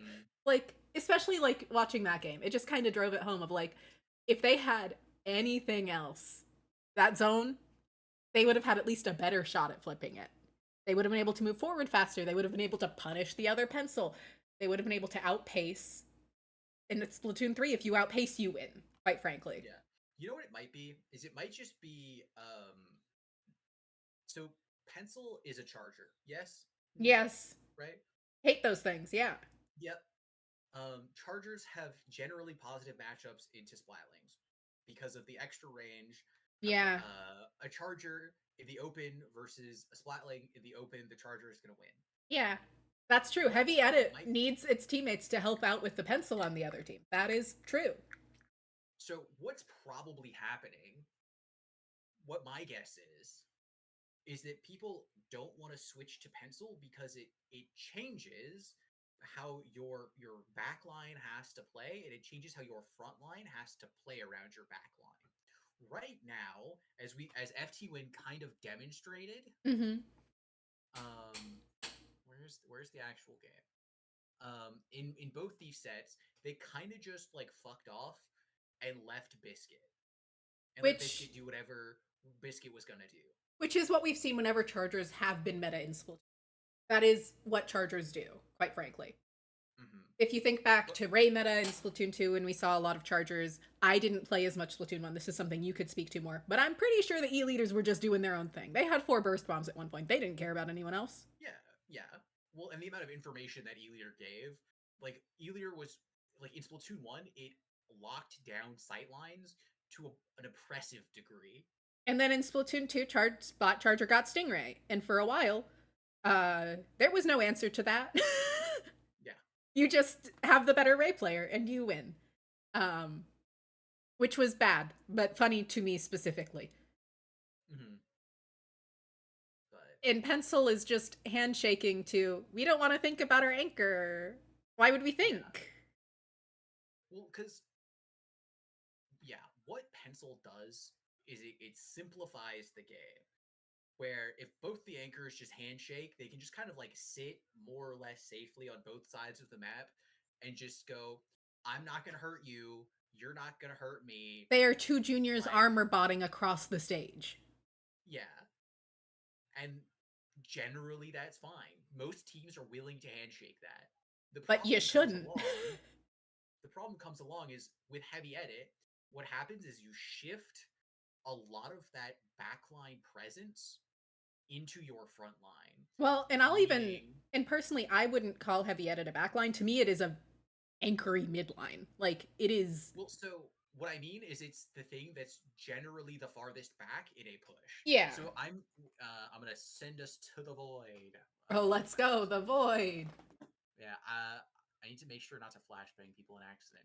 So when I'm talking about frontline, backline, I'm talking about this is the front line, this is the midline, this is the back. Yeah, I just often see when this is always going to be the Heavy Edit, right? I mean, like usually, sometimes you'll see them up with the midline. I've seen them be in front of other weapons before. I think they can work in a lot of locations. That is one of the advantages of the Heavy Edit is the flexibility of it. Well, so and And the way I think the game should be played ideally is actually like this. Yeah. It's 3-1. Because we have our front line, and then we have our quote-unquote support. Well, it can be your support or your anchor back here. And this is the reason why we don't have true supports in S3. But because we're having a high turf weapon here, so that can be the dualies, like you were talking about. It can be the heavy edit. It can be like a mini splatling. It could, in theory, be a frozen. Weapon. It could, in theory, be the frozen pro. It could be. It's not great there. It can do it. In an ideal world, I don't think it does. At least not the way I envision the game. But that's fair. Could be. I would put them over here, John. Honestly. Oh yeah, that makes more sense. Yeah. Off angle. But basically, what this is on your off angle. It gives you a free pinch. Comes together. Yeah, because that's really what triangle comes down to a lot. Yeah, is triangle and alternate angles of fire. So if I group a bunch of people up in one position, and the other team tries to push, this person can intercept and then sweep, right? Yeah. If we group another person up over here, not good. Of a sudden, I get pushed from the front, and then one bomb, R.I.P. Yeah, exactly. So this is why I like heavy edit, is because heavy edit is more conducive for this style. Yeah. Right? Where we put our heavy edit here, and then instead of having to run like a quote unquote support, we just run a slightly less aggressive front line in this position. So this can be a 96. It can be our rapid. It's like what S Blast does. Yeah. I think in most comps. It can be a lot of things. It's anything that can successfully hold an off angle. Yes. But this needs to be heavy edit, because the heavy edit needs to support the front line in paint, in maneuverability. Because what happens is, if this core isn't able to maneuver, if they cannot move to the left and right or forwards and backwards, they are a sitting duck. Yes. And the other team will pick them off. Now, right, in the FT win comp, if we were going to run something like this is a pencil. So what pencil is going to do is pencil is going to lay down its 5 strips of turf. Yeah. In some sort of formation like this. Because that's literally all it can do. That's all it can do. Like, maybe if we're lucky, it throws a sprinkler forward. Mm-hmm. But these are strips, are straight lines forwards and backwards. Right? Yes. So there is no longer any lateral mobility for our front line. And so they are just locked into where they are. They have to win their fights. They just have to out-mechanic at that point to some degree. Because everyone knows where they are. They're in the 5 lines of paint. Yes. But if we put a heavy edit here, or even like the new 96 gal. The claws? Yeah. Yeah. With cooler. If you put like the new 96 gal here, it's not going to be as effective as something like a heavy edit, because it doesn't put out as much paint as fast, but it still fills. It's so much better than a pencil, though. Yeah, because it's more maneuverable, and it can paint faster. Yes. And it can also be more precise with its paint. It can say, I want a drop of paint here and a drop of paint here and like 2 drops of paint up here. And that's not a luxury that Pen has. And I think that is a strong argument for why Pen should never see play anymore, except on like Barnacle and Dime, where Pen like can actually just like its 5 strips of paint are good enough to flip the zone. Well, in that map, there's like 4 paths total anyway. Yeah. So, moral of the story: I don't like Pen. I don't think Pen should see play. Yeah. Unless you're building a comp around it, like it's a traditional charger. And if you're building a comp around something, you can build it around E-Leader and still win the Pen matchup. Which I do believe is what we see later on in this tournament between some other teams. Yeah. Now the next question. Do we want to do one more set? I think we can. I think we can. I don't have anything else to be doing. In the background. Let's go then. Now this was done after the fact. This wasn't done on cast. Yes, they went back in with some other commentators. Mm-hmm. I think this is Okay, no, I was gonna say I thought this was two Western teams. No. No, it wasn't. It's because it's losers round 2. If it was loser round 1, it would be all Western teams. Yeah, but I think this will be. It's still double pencil. That's fine. Our points still stand. Yeah. Wow, I've even remembered to update the stream title to include the teams both times. That's pretty impressive of me. Let's go. So proud of you. Thank you. I don't. Ooh, Tri-Slosher. Yes. Shiny. So. Shiny new toy. Oh, an ink brush. Yeah, these comps make me so much more happy. Yeah, so much more free flowing, so much more mobile. And I don't hate pencil here. I don't like it, for the record. But I'm more neutral on its existence. Now, would I still rather have a heavy edit or like even a ballpoint? Yes. I was actually going to ask about Dynamo since it's Humpback specifically. So the problem with Dynamo in general is Dynamo is good. I'm gonna split the map. Dynamo is good, like behind this line, and Dynamo is bad in front of this line. Ah, and you do usually want to play in front of that line. Because there's not enough cover. Like, if there's a piece of cover it could play around, like, right here. Oh, that would be insane. It would be. Thank God there isn't. Yeah, thank God there isn't. But as it is right now, you really have to play here or here. And its range doesn't like that. Yeah. Especially with the prevalence of sloshers and blasters. Yes. It's just incredibly predictable. Yes. An argument could potentially be made for a Dynamo right here using its vertical flicks to like vertical flick all this space. But also brutal play something else there. Yeah. Like this is where we want to get Pencil, to be honest. Yeah. Like that is actually one of Pencil's few allowed spots in the world. No, real shit. Pencil should never touch mid here on this map. Like Pencil can play like in window. Yeah. Other window. Right here, right here. Yeah. And like if you really want to get frisky with it, you could potentially make an argument for playing over here. But you don't actually want to touch this area. That makes sense. Like in an ideal world, we're only ever playing in these 4 positions. Which never an ideal world in Splatoon, but never. Yes. And like this one isn't even that good. Like honestly, the only reason we play it is to threaten pressure over here so that the rest of our team can push in this way. Yeah. Right. But that's enough yappage about Pencil. We have a much more Ink brush. Ink brush, and I also want to talk a bit about Tri-Slosher. Yes, Ink brush, the eternal thing that breaks into top level every time, a little bit as a treat. There is always going to be one Ink brush, at minimum one Ink brush player lurking in top level. Yes, always. There are things wrong with Ink brush players, and I say this with kindness. Yes. Yeah. Good for y'all. I cannot comprehend you. Love that for y'all, though. I like the Haunt. The Haunt's really cool with it. Yeah, Haunt's awesome because it will be dying quite a lot. It would be weird if it wasn't. Yes. I also love mines on Humpback specifically, personally. Oh, yeah. No, like mine here, or even if we wanted to be aggressive with our mines, you start putting mines like under drops. Yeah. Or up here. Anything that interferes with mobility.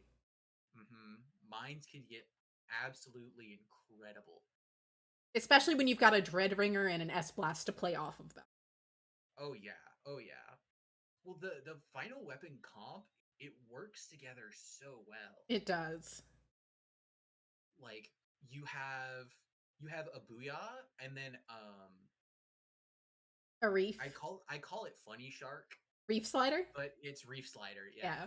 So, and the reason I like this combination is because if I Booyah from right here, and I have someone Reef Slide in, I can cover this Reef Slider with a Booyah here and obliterate the entirety of mid from safety.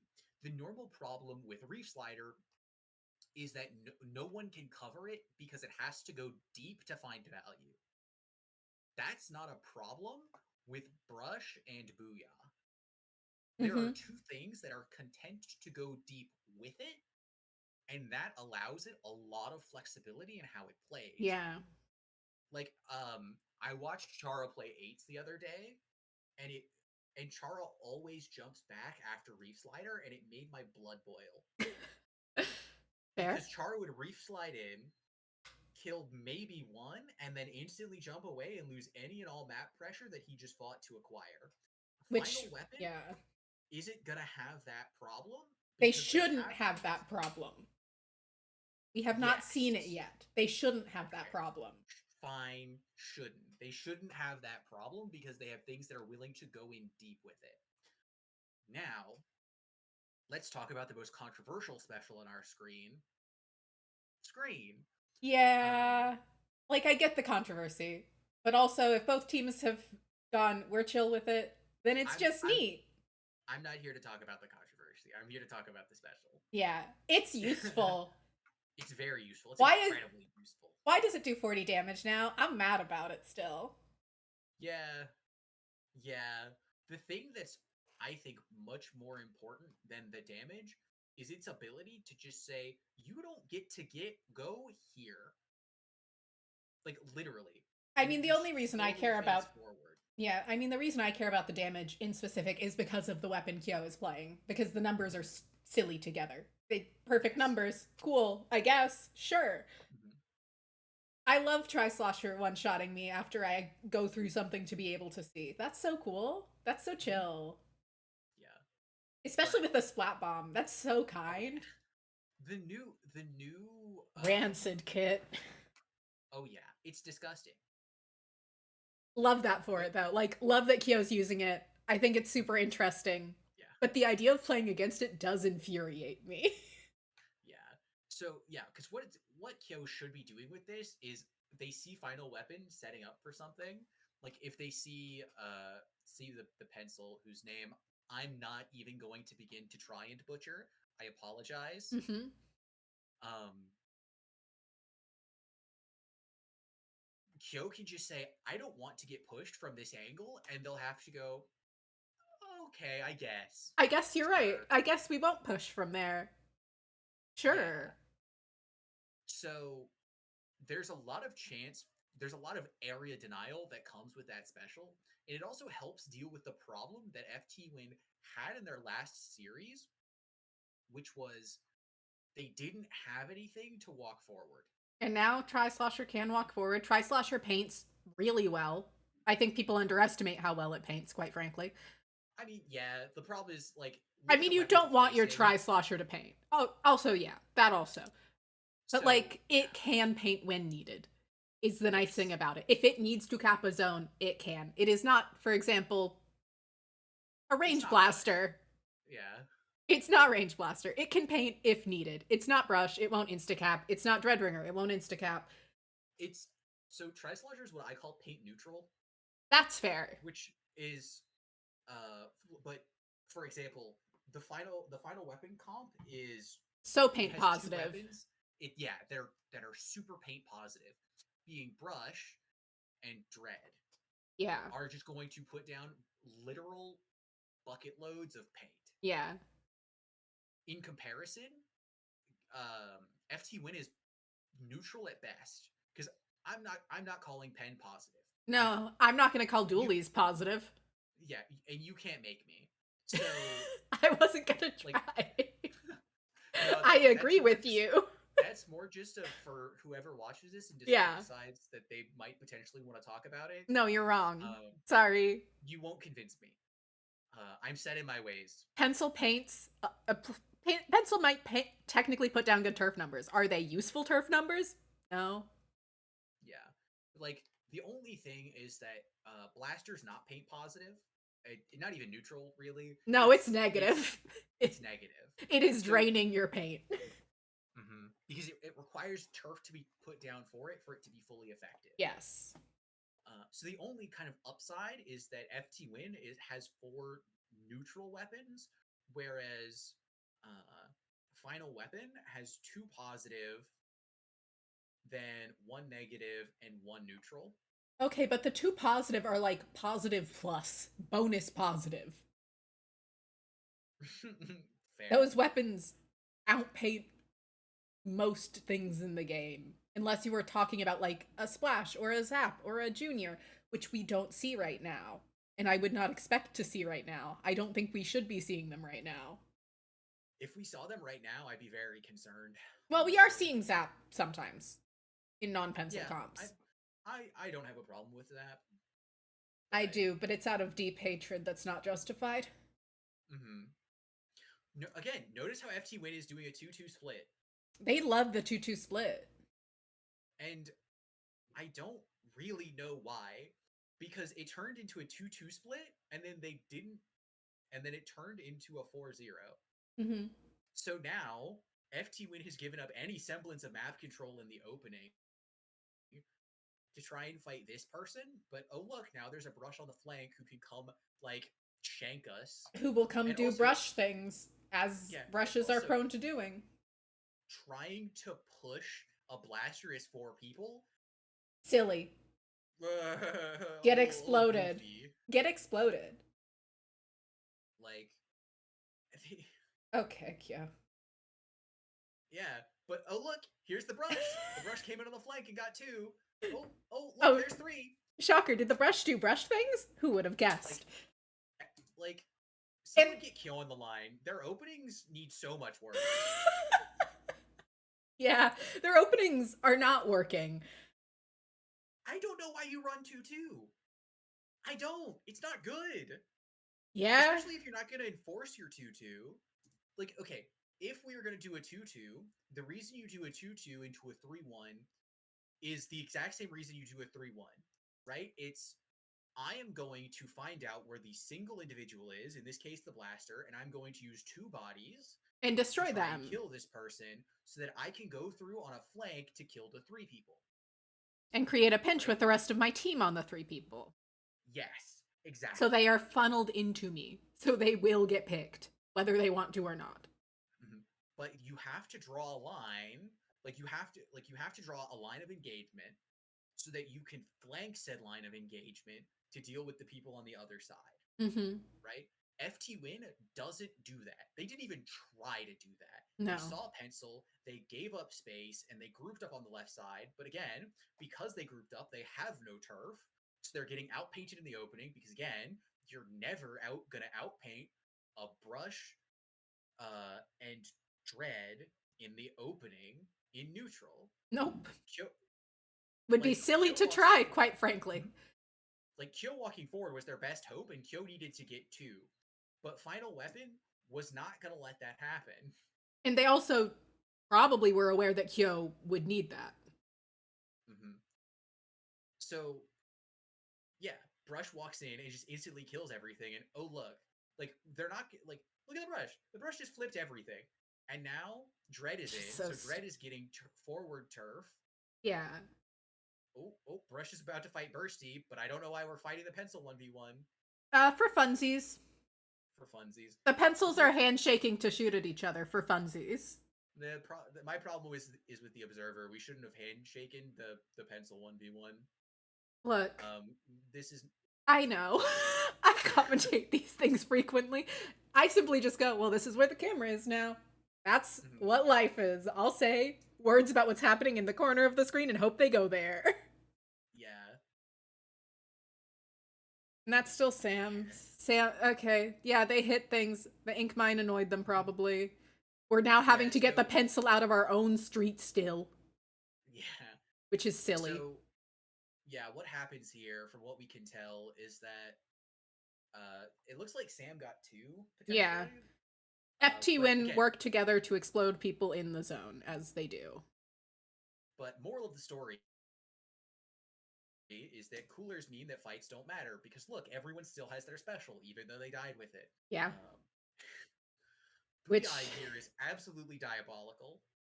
They just don't want that pencil there. That guy's not allowed to be there.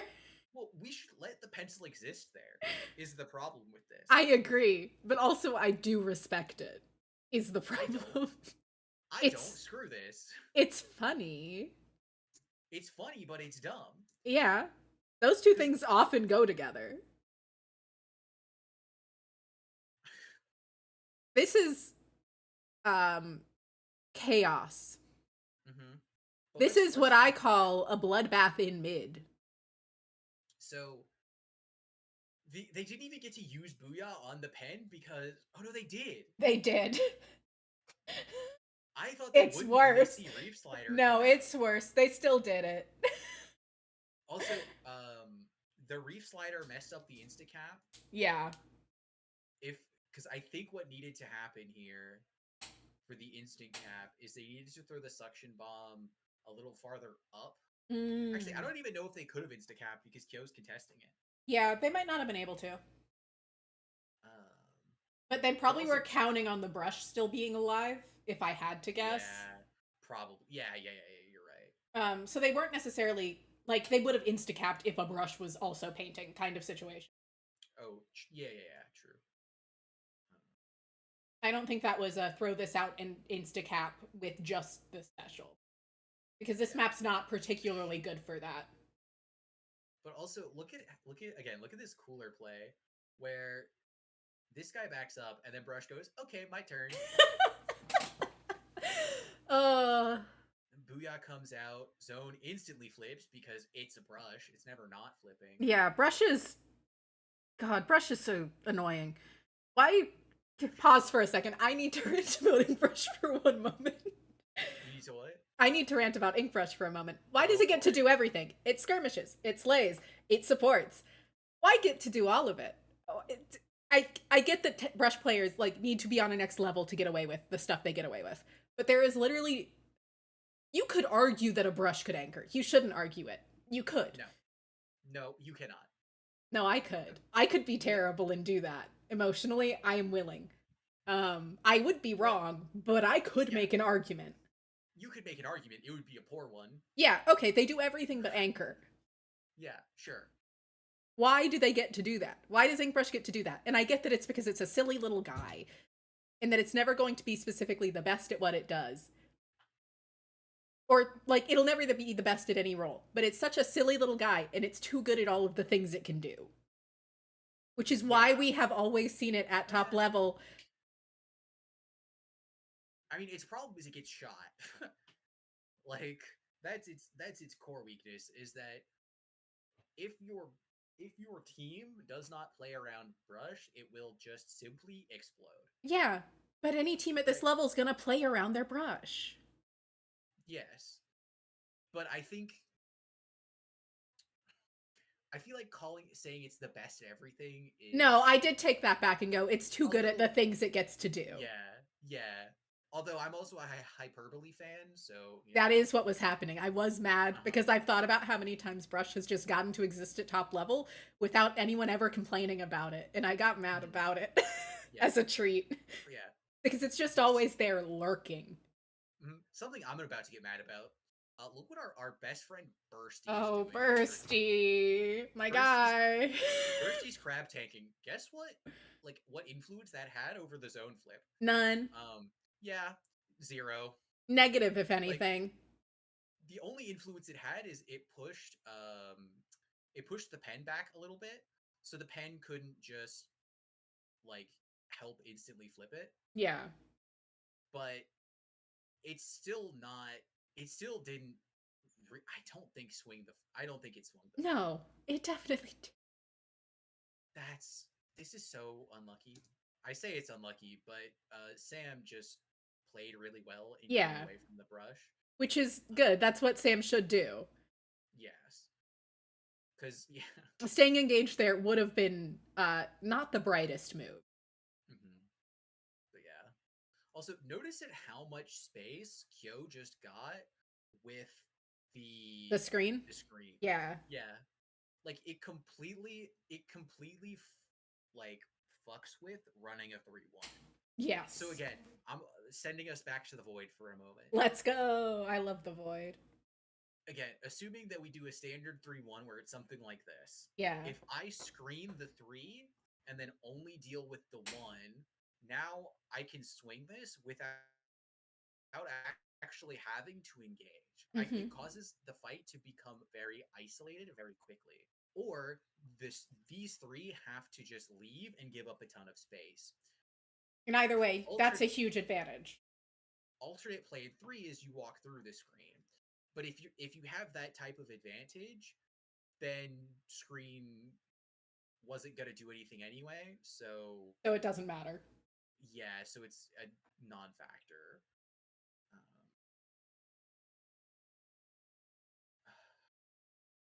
So okay, FT win retake. There's still a person on the flank. Yeah. That we're not dealing with. Name FT win and flank control, or lack thereof. Name a more iconic duo for this series. Yeah, I mean, it's something to work on. The one really good thing is that Biscuit has been playing well on the outside of the map and not moving to the inside very frequently. That's true. Final Weapon has also been content to have a slugfest with them, which FT Win tends to enjoy. Yeah, which FT Win really enjoys. Yeah, it is what they do best. Mm-hmm. Not best. They do many things well. That was a little. Yeah. Crab Tank came out, but it didn't deal with a brush of the back line, so no one gets to move forward. So we had the problem of last game. See, this is literally a flawless example of what I was talking about on Wahoo.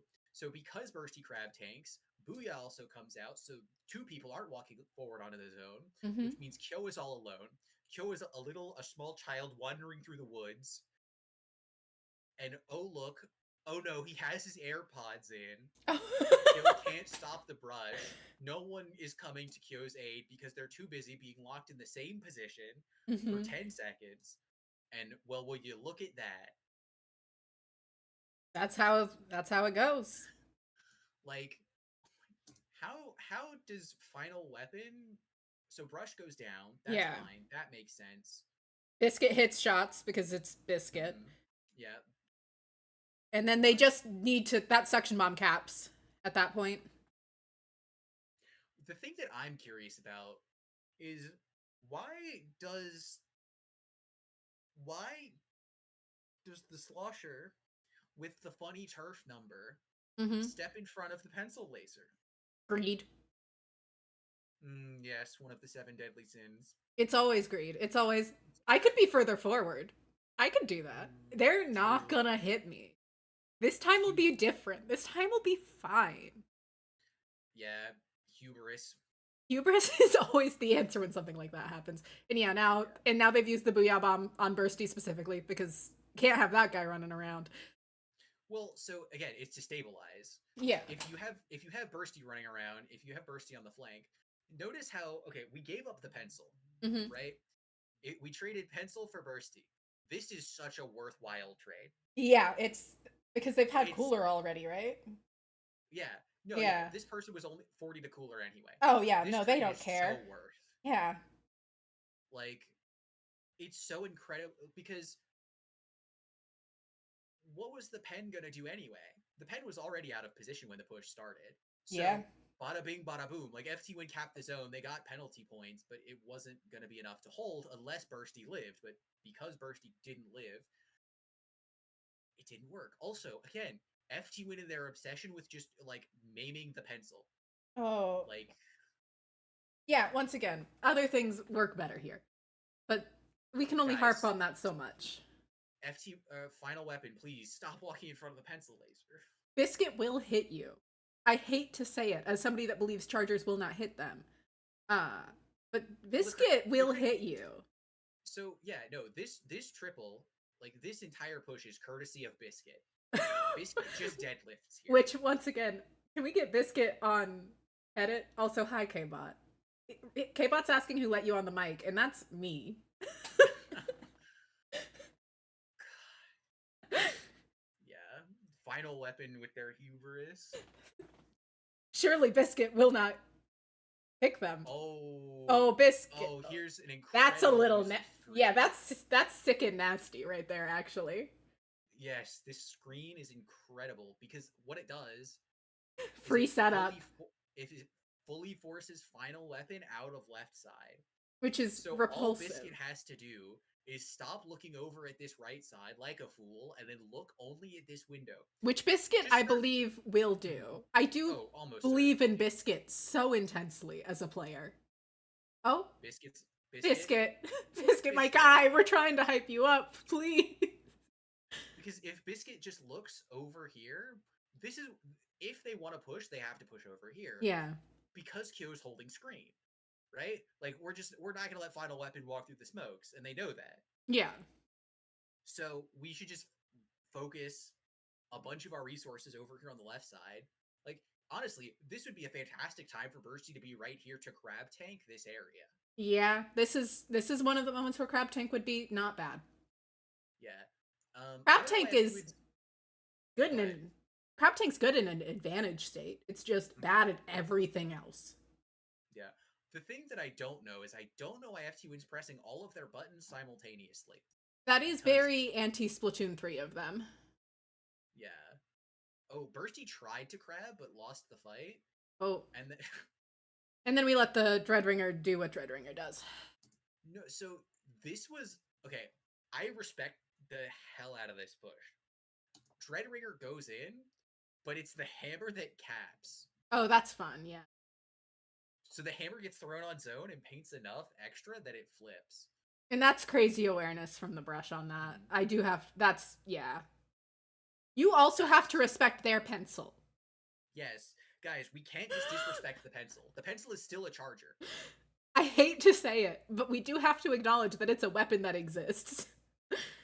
They do handshake to do nothing 90% of the time, but they can hit things still. We'll see. Oh. Hi, Brush. Hi, Ink Brush. FT Win in managing flanks. Impossible. They're doing an absolutely deplorable job this series. It's not their strong suit right now. That's not the worst screen. It's not a good screen, but it's not the worst screen. No, I think it's really bad. Who is going to stand in this zone? Who is going to stand in this zone that screen is going to force to in a direction? That's fair, yeah. No. So one of my tenets for Splatoon. Don't stand in the zone? Don't stand in the zone. Ever. Yeah, that's real. At best, you can like clip a corner, right? But no one is going to go on an adventure through the zone. It's not at this level. No, yeah. At this level, no one's ever gonna walk through zone. This is purely for visual concealment. But if anyone's actually over here, you don't need the visual concealment of screen because the top mid's doing that. Yeah. Top mid is already visually concealing what's happening on the other side of the map. This just doesn't do anything. Mm-hmm. It doesn't. So the fact that sorry, so the fact that Kyo just threw that, I think, is just a huge waste. That's fair. Yeah. Also, the brush swinging once and going, "Oh, pencil, not gonna be there anymore," is hilarious to me. They're right. How does Bursty die here? Burst bomb. Just got pinched. Yeah. Just got pinched. Pretty normal. Yep, pretty normal. Nothing. So now they don't have man advantage. And Kyo's all alone in mid once again. As Kyo has done that a lot in the past while. Like, that's just been a thing, like, not even just talking SWS. If we're looking at tournaments for the past little while, it's been a fairly common thing to see Kyo do. Especially when he was playing with Milky Way for Super Jump. It was just like, Kyo was so out of sync. Well, no. Kyo, okay. I'm going to go to bat for Kyo here. I'm not saying Kyo's doing bad. I am saying that the way Kyo was playing didn't fit with what Milky Way was doing. Yeah, when our composition is 2 stationary specials, Kyo has to go into mid alone. There is no other option. But that means the comp should change. Yeah, FT Win's comp is, I think, fundamentally flawed. Yeah, I would agree. So, yeah, Kyo, I would argue, lost on weapon select here. A little bit. At least from that perspective. Oh, look, Instacap. Shocker. God. Like, I don't... Weapon are such rats. Which I love to watch. I cannot lie. I love a rat team. Also, yeah. Once again, FT Win uses 2 specials here, and they still struggle to flip this zone. Yeah, because they don't have anyone under control. they struggled, and the Reefs. No, why didn't you Reefs? Oh, you didn't have it. Okay, Yeah. I thought they got it here for some reason. No. But look at this. 2 specials are coming out for the side of Final Weapon, and Zone instantly goes neutral. FT someone goes down for FT win, but look how they're just not engaging with Bursty's grab tank, and then Zone flips. It's almost like a different special would be better. Fuck me. Where's the Brush? Oh, Brush is on low ground for some reason. Brush is on an adventure. Oh, Brush is murdering people. Yeah, their Brush doesn't like to do the other things. Their Brush wants to murder people. They'll cap the zone if they need to, but their Brush is on murder people duty. Yeah. No. Not the hammer here. They will hit that. Yeah. Okay, I see how we end up with a 1-point loss here. I see, but it's partially because this team is handshaking to Brawl Fest. Like, let's be so real here. Like, both of these teams are happy to Brawl Fest. Oh, that's rough. Brush is in mid. Brush is in mid. We didn't kill the Brush because all of our people were... Again, FT win lost because their macro was bad. Yeah. Everyone tried to run in the spawn of Final Weapon and let the Brush into mid for free. And Biscuit is incredible, but we cannot put the entire game on Biscuit's shoulders. Especially with Biscuit on Pencil, a weapon that can't do that job well to begin with. And that's what we did. The Brush literally just, like, sprinted past Kyo. And, oh, no. No, they just hammered Kyo. Yeah. Kyo backed off and was like, oh, I'm going to stay alive because I want to fight this Brush. And the Which Brush was said, love now. Which was objectively a good choice on Kyo's part, but sometimes Hammer does hammer things. It was a good decision from Kyo. But still, other people also needed to make the good decision. You cannot ever just leave a Brush unattended, especially when you don't have something that can contest it. Yeah, and all of these players know this, is what makes it more frustrating. All of these players have played against good Brushes tons of times. Sam, oh my god, Sam, I'm gonna lose it. I'm gonna go cuckoo for Cocoa Puffs. Sam, instead of using his main weapon to try and deal with this problem, goes Auto Bomb. Not the Auto Bomb. We can't do the Auto Bomb. It does nothing. Brother. It is an ink brush. It does not care that your Auto Bomb exists at all. Also, Auto Bomb is not going to help us here because this brush is not going to stay stationary long enough. No, it's the worst sub-weapon in the game, I have a deep hatred for it. So now, we can't recover ink for 60 frames, and also, we disengage the brush to turn around and deal with someone on the front, which, like... Wrong move. Sure, I guess. No. Zone is all that matters here. Yeah, but, like, the brush is a problem. And what should have been focused on. That could have been winnable. Yeah. No, it was. And you want to know how we win this game? Not crabbing here? No. This crab, I think, is correct. Okay. I think this decision is actually really good. The way FT Win wins this game is Sam leaves. Sam leaves, disappears to zone, and just as soon as this happens right here, turns into a rabid dog to fight the brush. For the brush. Just and also empty. I'm just pushing. I'm not going to give up on this fight until it's over. Well, and also the thing to keep in mind there is while the brush is throwing that hammer, it is pretty vulnerable. If Sam had been there, that would have at least been an even trade. But because Sam at least attempted to stay forward, they just flip zone. Because again, they have the paint weapons. Repeat after me. Pencil can't contest the zone. Yeah, especially against a brush and a reef slider. Like, what's it gonna do? Again, Pencil can handshake other pencils, but it will not outpaint anything with a reasonable amount of turf control, especially at this level. Yeah. Like,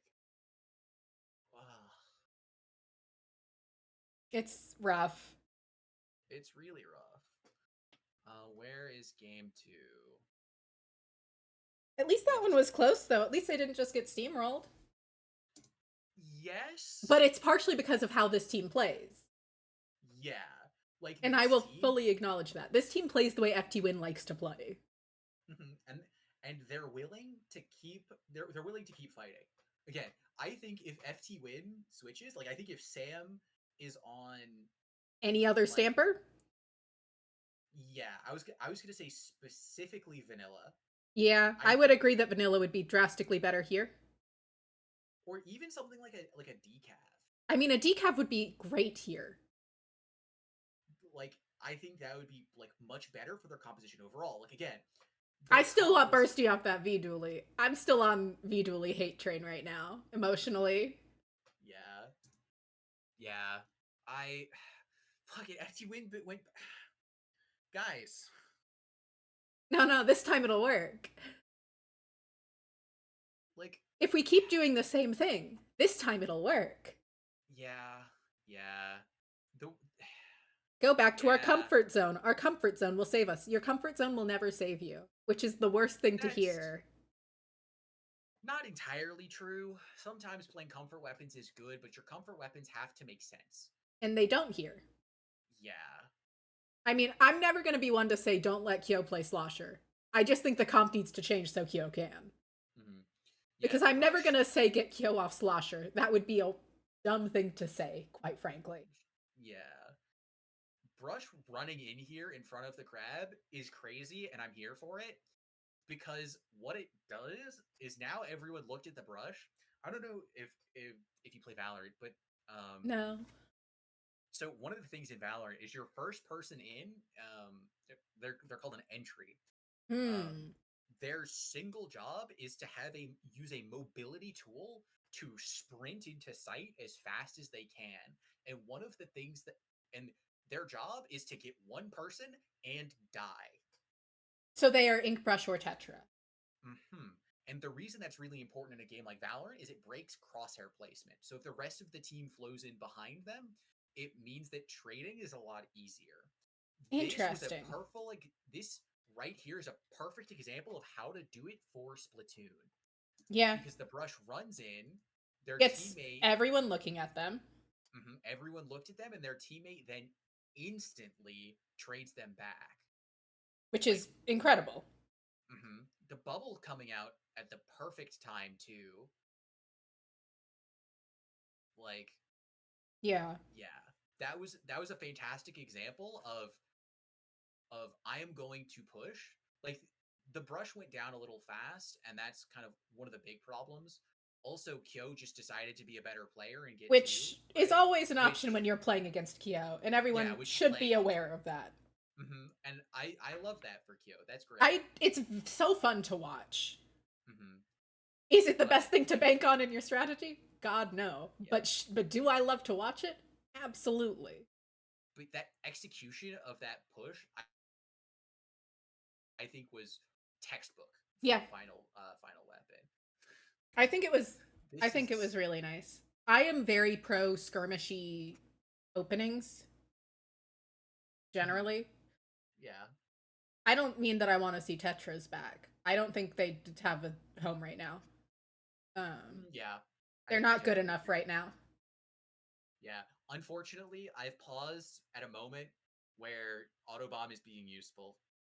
I need to I point it out. I hate I've that for you. I'm so I've been a sorry. hater, but I need to do my due diligence right Okay, but here. could any other bomb not have also been useful? Um, sure, Not any other but bomb Stamper has, but like any other lethal. yeah. But what happens right here is it starts to explode, so they can't retreat backwards, Yeah. and they walk into the charge slash. So like, Okay, but still generally, how much more useful would it be to have a burst bomb in 99.9% of moments? yes, but I still need to point out it was useful. Yeah, it was. Every bomb can be useful. It just is whichever one's useful more of the time. Yeah, Okay, Kyo. yeah, Okay. Yeah, I guess y'all can do this. Sure. yeah.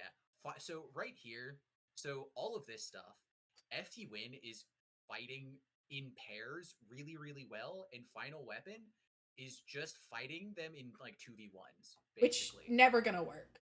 Yeah, which isn't gonna work. Final Weapon really needs to regroup so that way they can like bring it back. I don't know that I So love these strikes. Like, I get the idea. I don't know that I love them. I I don't even get the idea here, if I'm gonna be so honest. I mean, the idea is keep them trapped in their spawn. Well, yeah, that's the idea, but the execution is non-existent. Like, Yeah. so yeah, the idea might be keep them trapped in spawn, but the It's problem is not that gonna do it.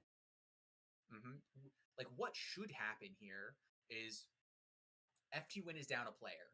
I It's think probably time to go back to zone, maybe.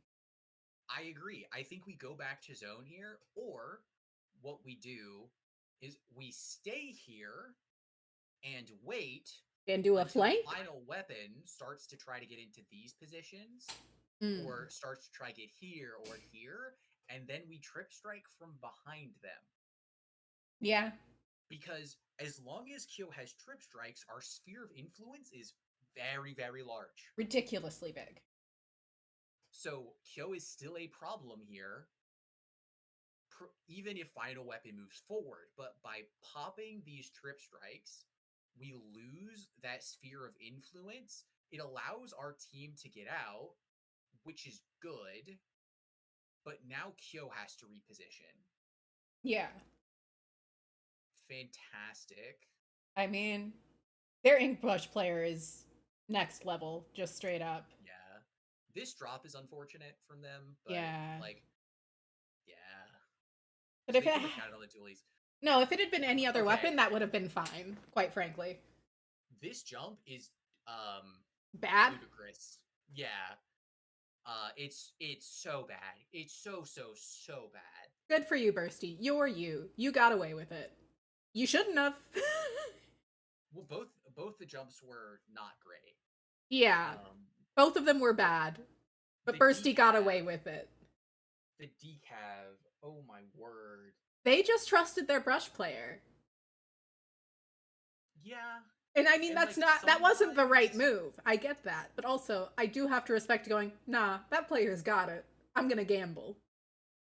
I understand trusting a player, but in a situation like that, again, let's talk about the 3-1 alternate angles of fire, right? Mm-hmm. I think the decav would have been more useful if they were like under tarp or flanking this way Yeah, it's just instead also of trying to jump in here. it's also yeah, it's just not a strong decav position really anyway. Because now final weapons on the back foots, they need to play defensively. Which is not going to be this comp's strong suit. Yeah, Booyah to counter the weapon Okay. Booyah, I guess. I guess. Okay. Yeah. Crab tank. See this crab tank is good because Bursty can actually stand in a good position and not force. Because it's Hagglefish. Yes, because it's Hagglefish. I have not harped on the V dually here because it's Hagglefish. Yeah. Hagglefish is an exception. It is a crab tank map. Crab tank is just strong here. It has good angles. They're also not playing into Azuka this time. They're not playing into things that can destroy them quite as easily. Yes. And the ink brush had been taken down recently, so they knew that wasn't going to be an issue. Yeah. Wow, this could have been a KO. How did they lose? Yeah. How do they throw? New game. No, how do they throw this? No. They throw by backing off. Oh, true. If they hold forward here, like they have an advantage. They have a player advantage, a substantial one. Yeah. But because they have to go back for the brush, because that's how they lost last game. So they're making an adaptation, which is good, generally. But because they had to back off for the brush, that allows the S-Blast to get in. Now they can't push the S-Blast. Booyah comes out, and zone should flip here. Why is zone not flipped yet? Okay. There we go. The flip. And now I'm going to take a guess and go, final weapon never loses the zone again. No, they lose. They must. No, they must, because we know this ends in a 1 point difference. Yeah. If we didn't know that, I would feel so confident with my bet because of how Hagglefish functions. So right here, FT Win, the reason FT Win is holding on much closer this game is they're controlling the outside of the map much easier. It's an easy map to do that on. Yes. So FT Win, this counter pick for them has done a very good job. Yes. Because it's bad for the brush. Which is what you need to do against a team that has a good brush. Mm-hmm. but it's allowing FT Win to play a much more easy front to back type game, Mm-hmm. right? Whereas previously they've been required to play the sides, and they weren't doing a good job. It's not what they're best at right now. It is a weak Yes. point I assume they will work on because they are a set team that is still playing. Mm-hmm. And I do believe in all of their players being smart enough to figure that out, quite frankly. Oh, absolutely. Yeah, no. Kyo knows. That's why they picked this. Yeah. The thing Like about this is FT Win is, as much as we're being mean to them, they are incredible players. They are incredibly smart players along with that. yeah. Like, they are not just a mechanics team. Like, Yes. I'm going to be mean for a second here. We have had a couple top teams, especially in Splatoon 3, that have been one. I'm thinking of one team that it was a mechanics team. That's what they did. They were good at hit things, incredible at hit things. Good for them. FT Win is really good at that, and they're really smart, which is, Yes. if they find their groove, they're going to be the team to beat. Yes. So I'm really hoping they do, because I always think it's fun when FT Win is good, because they're funny people, they're entertaining, and sometimes you get to watch them just decide, what if we played bad but won anyway? Which I do have to respect. Yeah. I do have to respect out mechanicking along with being smart. If you do both, I do have to respect you. Yeah, it is.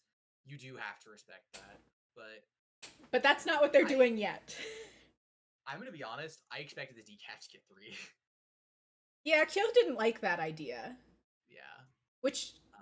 good. Glad Kyo didn't like that idea. Yeah. Something to Okay. point. Mm-hmm. That was a Something to, silly pick. Sorry. it was. It was really silly. Final Weapon has been struggling so hard with actually being able to push through the zone. FT has done such a good job of shutting them down. This should have. Everything we've seen so far indicates this should have been FT Win's game, Yes. which But makes again, it very confusing. mm-hmm. Well, it's kind of confusing, but also not really. Their comp is so strong in the lockout, right? When it can do what it wants, Yeah. it's really, really strong. It's an Azure comp, Oh, right? you When it, can't call. You can't do I that to him. can and I will. You're telling me it's a When, ninth place comp? I mean, it can, is. It actually is. um, when they do what they want to do, when they push forward, when they have space, it does really well because the core of um, Stamper and Slosher is never going to be bad. Yeah. Their problem comes solely from retaking. Yeah, they're so weak on retake. Once it's out, it can never get back in. But while it's in, it is It's incredibly unstoppable. strong. Yeah, but their retake is abysmal. Yeah, Yes. that's true. I just don't like, they could have just played retakes here. That's my issue. Like, by all means, they could have just taken trades and it not been an issue. Like, Yeah. they backed off probably too far here for what they need to do. Now they have to actively get fully in and do like a real retake instead of doing, we still kind of have space. Mm-hmm. Yeah. Also, I think this jump from Kyo is incredibly bad. Yeah, I think Kyo should have stayed over there. I what I think is Kyo wants to trip strike. I recognize that desire. But I you could do that understand. from right there. No, I think we should main weapon here. Oh. Because again, what has FT Win's problem been this entire time? It has been wrapping around and fully getting a good And Kyo would have had free clean, wraparound there. a good clean fight.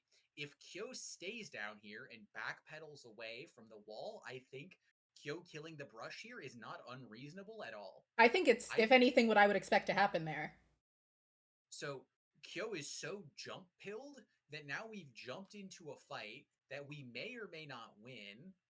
Which is a bad gamble to take when we could have had free brush win. So now, even though Kyo repositioned, we repositioned to a worse position where S-Blast gets free angle. And now there's an now there's an S-Blast in our spawn. That's not like, what you want. Ooh. Let's not forget about the brush. Yeah, let's also highlight that the brush has switched kits for half a second here. Yes. Yes. That is I that is like this good. kit for this map. That's Mhm. sick. Love that for them. Well, because if they can't get in, how are they going to get value with hammer? Right? Yeah. So this is a much more, well, if I can't get in, I can still spam whales, and my whales are still, they're not going to do a ton, but they're going to do But they're something. going to annoy you. Yes. And annoying you is always worth something. Exactly. And now FT1's just in a terrible spot because now they don't have time. Now they have to play in a dumb way because they literally don't have time. Yeah. Also, yeah, final weapon should just back off here, and they did, I think. Yeah, they did. Yeah. Which, smart. Now they've won. Those trip strikes aren't going to do enough.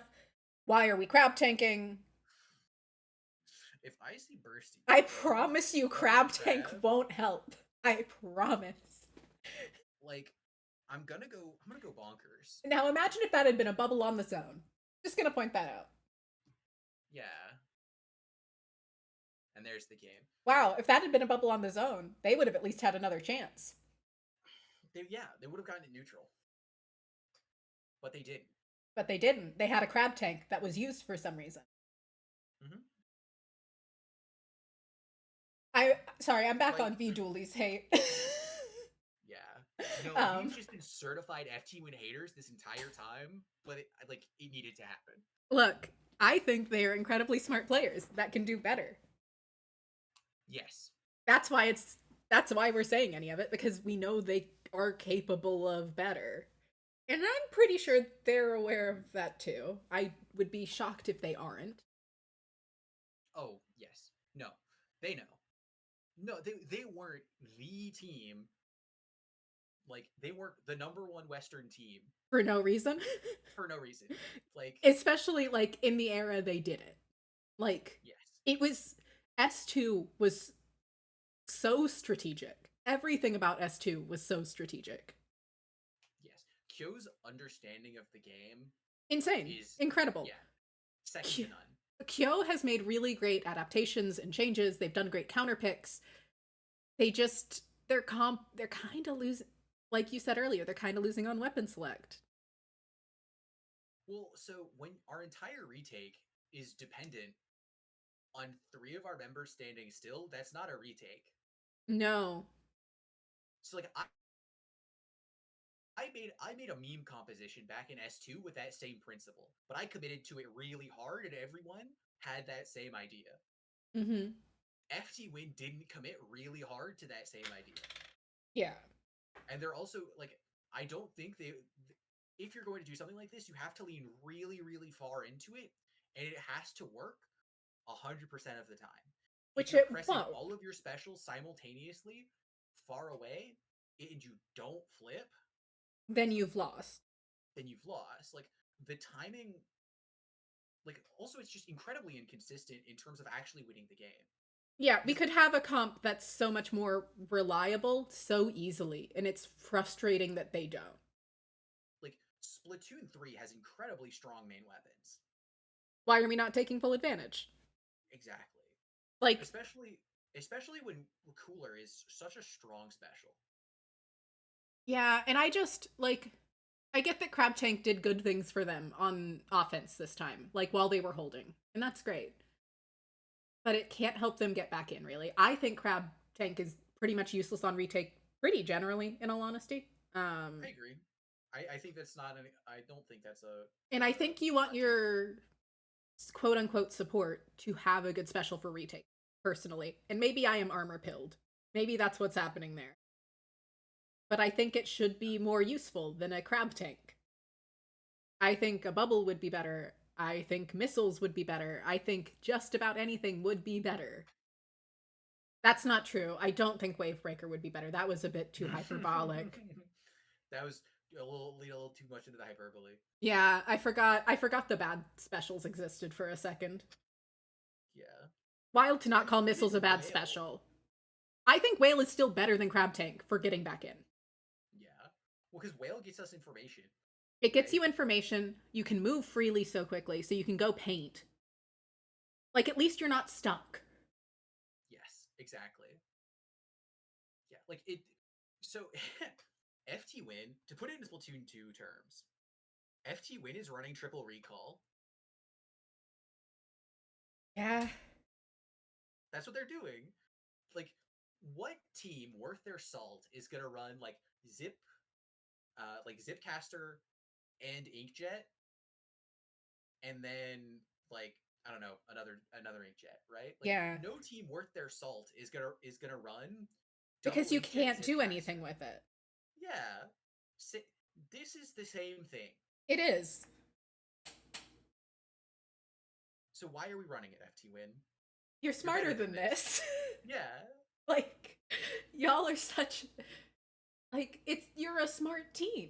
You're a and I get that like there's still things they're figuring out. Like realistically, by FT Win standards, they haven't been back very long. Yes. And I'll give them that. But like your comp could be better with such minor changes that your players could absolutely make because of the players you have. You're telling me Bursty and Biscuit can't change weapons? I don't believe you. Yeah, you're lying. You're lying to me. Biscuit is a flex player at heart. What do you mean? What hasn't Biscuit done? Quite frankly. Yeah. Because like they're like FT Win has had success internationally. Yeah, to Right? say Like that they couldn't beat a JP team would be like because the only really big change to their roster since they did stuff like that is that Sam is there. yes. Um and I don't think that is a big enough change to make it so that they couldn't have taken at minimum this set. You know what I mean? Like this set was winnable. Oh, they were so close to winning this set.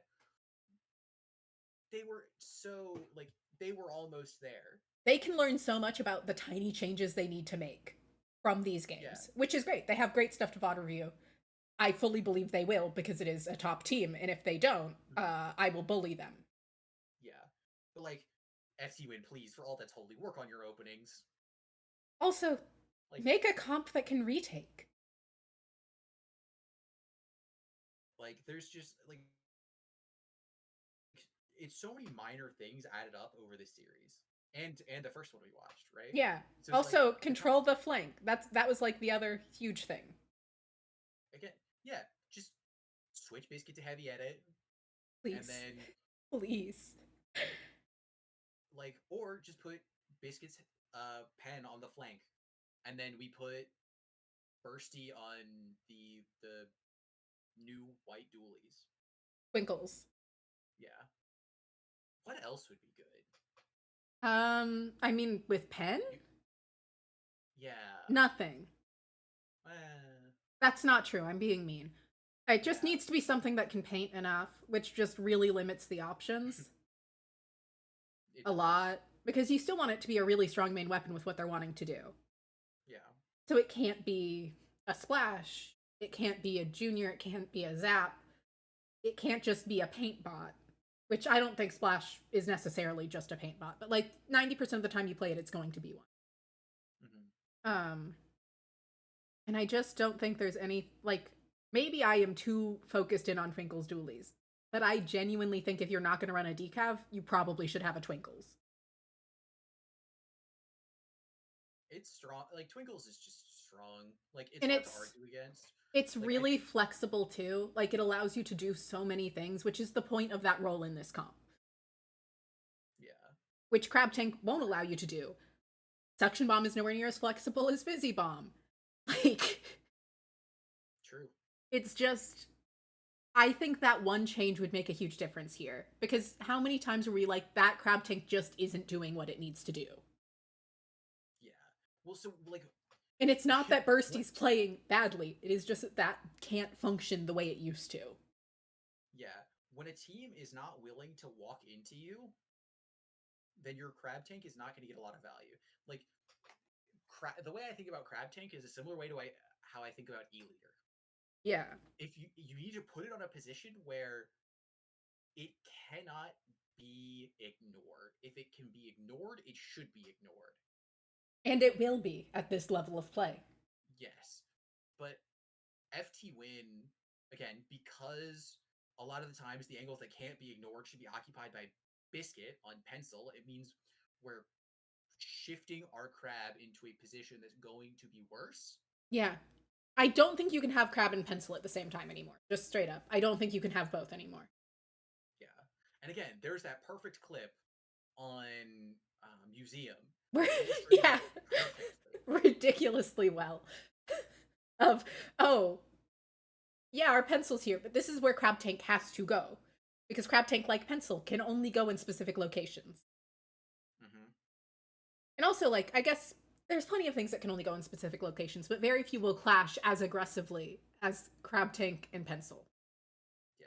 And standing next to a Crab Tank is a death sentence. Yeah, the bomb will hit the Crab Tank. R.I.P. Well, so the bomb will hit the Crab Tank, or the hammer will hit the Crab Tank, or the Zuka will hit the Crab Tank, or The Tri-Strikes will be thrown at the Crab Tank. Yeah, the Booyah will be thrown at the Crab. Like, like it is a target. Yes, it's a huge target. And it's just stand there. And it's not that Bursty's even playing it badly. That's something I do want to emphasize. Like, Bursty is still an amazing player, and still an amazing support player at that. But V-Dooley is bad. Yes. Bad is it's being too harsh. But, like, it's not good enough at this level. It's not good for FT win. I would argue that it's not going to be good in 99% of comps right now. I think there's probably a couple Dooley players who could make it happen, but I think. But why aren't they just playing Twinkles? I think if you're going to play vanilla Doolies, it needs to be one of your frontline picks, not your quote unquote support, whatever that means in Splatoon 3. Yeah, like you need to have something that can move forward with it. And if you don't have something that can move forward with it when it Crab Tanks to enforce space, to capture space, then Crab Tank is not going to be helpful. It also will never cap the zone free, is something people need to remember now. Like, yeah, it used to do that. It cannot do that anymore. It lost that ability. Yes. It is not what it was. Thank God it's not what it was. But it's not what it was. You know what I wonder? I wonder if the plan behind the FT win comp is get a single special and then use said single special to push. And they just never really found the opportunity to execute that. I wouldn't be surprised if that is the goal, because I do think Splatoon 3 is a game where you want to use one special at a time. Yes. And I think if I, as a commentator, realize that, I am sure FT Win has realized. Well, so then my question would be is... why are these the specials we have? Yeah, because, like... also, it never felt like there was a time that FT Win, like, would get a single special and be in a game state where they could then try to push off it. Yeah. So... and part of that is what they have to work. Yeah. Like, that's more of an S-Blast kind of play. That's more of a decav kind of play. That is not so much a slosher stamper kind of play. Mm-hmm. Like, that strategy works. I would argue, like, I think if we were to watch a PXG game, that is likely what we would see, because Gray is on S-Blast and also puppet mastering. That's what Gray does. Mm-hmm. This is said with kindness. It is very impressive to me. Yes. Thank you, Pika. I can turn up volume a little more, I think. Yeah. Okay. There we go. I will blow out my eardrums even, and that's okay. It's worth it. Yeah, we can work on audio later. Yeah, that's a next time thing. Yeah. But yeah, I don't know. I just every time I see V-Dooley, I'm like, this could be something else. This could be something better. Yeah. I mean, I'm still like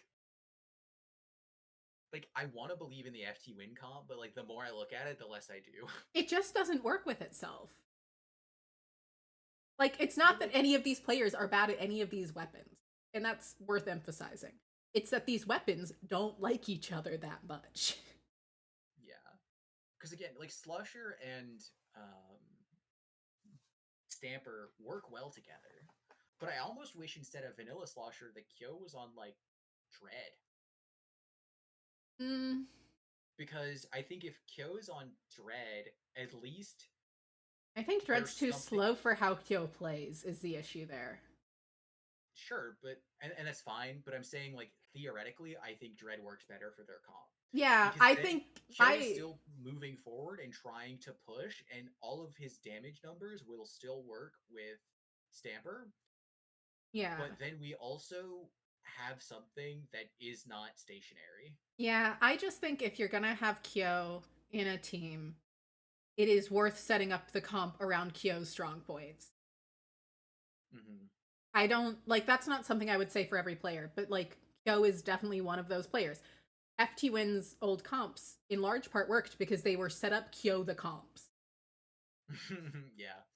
And that works really well. It does. Like they don't get me wrong, every player on that team could hold their own in a fight. Like I would never take that away from them. But the comps were designed to enable Kyo to go in, create openings, then they would go in, get picks themselves, play cleanup off of what Kyo did, hold space, Kyo could get back in. And it was so flowing. And this comp can't do that. And it has cooler, so it realistically should be able to. Oh, that's interesting. What is? Show it. Apparently, so they did IPL recorded all 4 POVs and spliced them together. Oh, this will make my head hurt. That's so We're not fun. watching this. We're That's not gonna good. watch this. I just want, honestly, I would just love overhead of everything all the time forever. Personally, yeah. I am not normal about overhead. Yeah, I was thinking about it earlier. I was like, wait, I should have just the replay codes and just recorded overhead. Yeah, I mean, go over that. Next time. Yeah. Or we'll do something like this that's easier again. It's a 50-50. Mm-hmm. Yeah, who knows? And both work. Yeah. I don't know. It's just so frustrating because, like, mechanically, they are more than at the level that they need to be. It's just decision making and comp. Like, the comp is such an issue. Mm-hmm.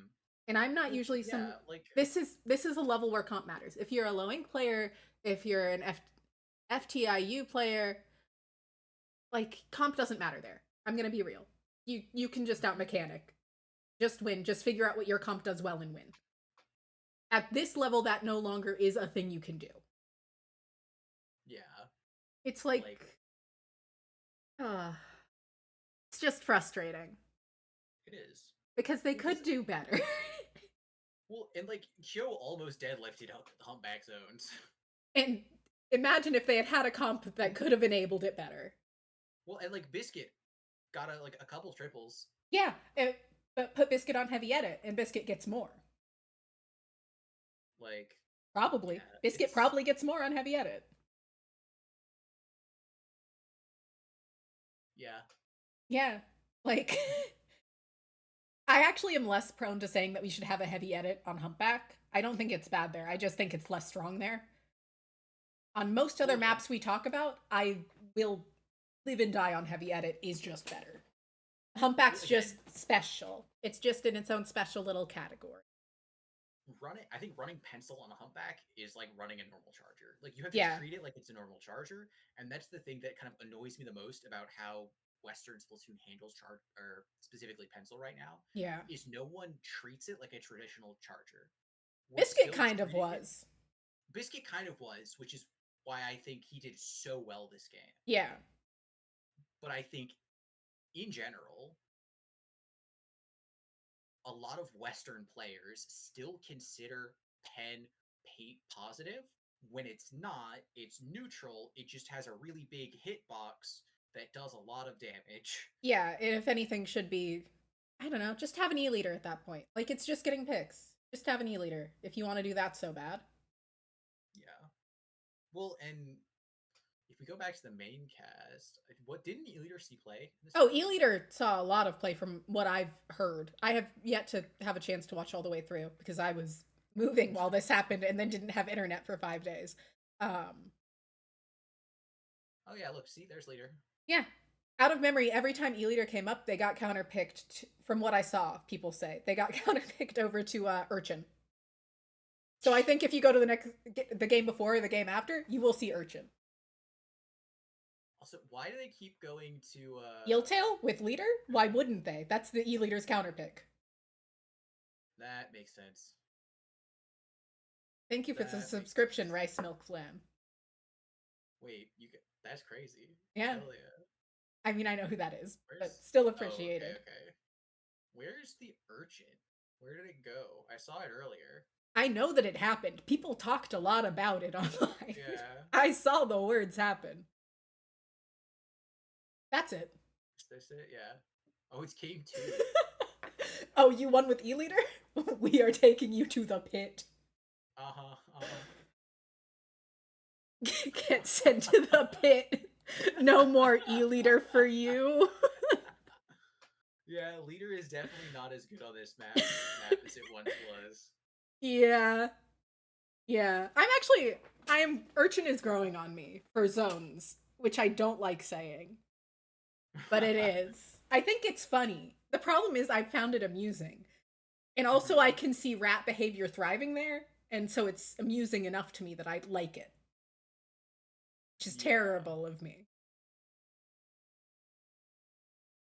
God, is there anything else we can say about FT Win Utopia, or just FT Win in general? They were the person who I wanted to go, okay, guys. You know how to do better. We know you're better than this.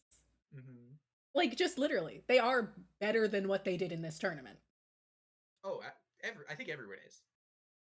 Like, well, okay. I'm not gonna name names, but there are teams that did exactly as I would have expected. I mean, such is the case for... And I'm not shocked FT Win had this result in this tournament, because they haven't... I don't know, like, they haven't put on a great showing in the past bit in general, quite frankly. Like, I will say PXG is probably the best team in the West right now. Do I think FT Win could easily figure out how to be better than them? Yes. I think FT Win has much higher potential. Yes, I agree. I think FT Win does have much more potential. But right now, PXG is better. Just straight up. Yeah. Oh, no, yeah. The teams they faced. So, Utopia was just the better team. Yeah, no, without a doubt. Without any hesitation. Then, Final Weapon, it almost felt like I was watching two FT Wins fight. Which was fun. It was great. It's one of those things that it was really entertaining Splatoon, but it kind of made me sad. Sometimes entertaining Splatoon is bad Splatoon. As a commentator, yes. I rarely want to see perfect Splatoon. I actually don't want to see it, because in fact, it is boring. Yeah. And we never will see perfect Splatoon. That's one of the joys of Splatoon. Mm-hmm. True. I mean, that's the joy of any game. Life. Yeah. Yeah, but like, I think it is more true with Splatoon. Like, you can go into a Splatoon game with a game plan. You can know roughly what you want to do. But once the game is started, you do not have time to talk about it mid-game and replan. You're going, well, I know this is what my teammates like to do. I know this is how we would win here. God, I hope they keep up with what I'm thinking. Yeah. Because there's not time to communicate it. And that's part of the fun. Yeah. Like, that is one of the special fiery things about Splatoon, is you do need team synergy. Like, even if you're looking at the teams that played in this, there weren't real pickups. Like, I know we all love to talk about pickup culture. We have teams. Mm-hmm. Well, and again, that was by design, right? Well, yeah, but even in, like FT Win's playing even outside of stuff like this. PXG is playing together generally. Now we're seeing Gray play with people for Riptide to prep for that. But generally, we've been seeing people play with the same group enough that it's like, yeah, you can call it a pickup if you want. You're a team. Yeah. Yeah. We really need to just start doing that, is we just need to start, like, as a community, just go, you're not a pickup anymore. You've played how many tournaments together? You've played more than 3 tournaments together? That's not a pickup. Yeah, you're real now. My apologies. You played too much together. Yeah. Call yourself a team or don't. Not my problem. Yeah, you get 5 tournaments together. If you play more than 5 tournaments with the same people, you're a team now. Which, like I don't think we have any... Like, I will say most of our top players right now are teamed up. And to say that they aren't would be completely inaccurate. we are not in a pickup phase of the game right now.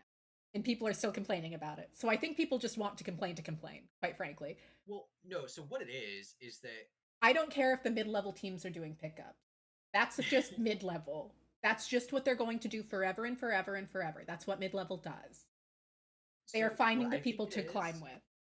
Is the top teams, while they're playing with consistent people, change their names? Well, yes, they're changing their names a bunch, but they're also not saying, hey, we're a team. FT-Win is. Milky Way is. Okay, cool. You named the two exceptions.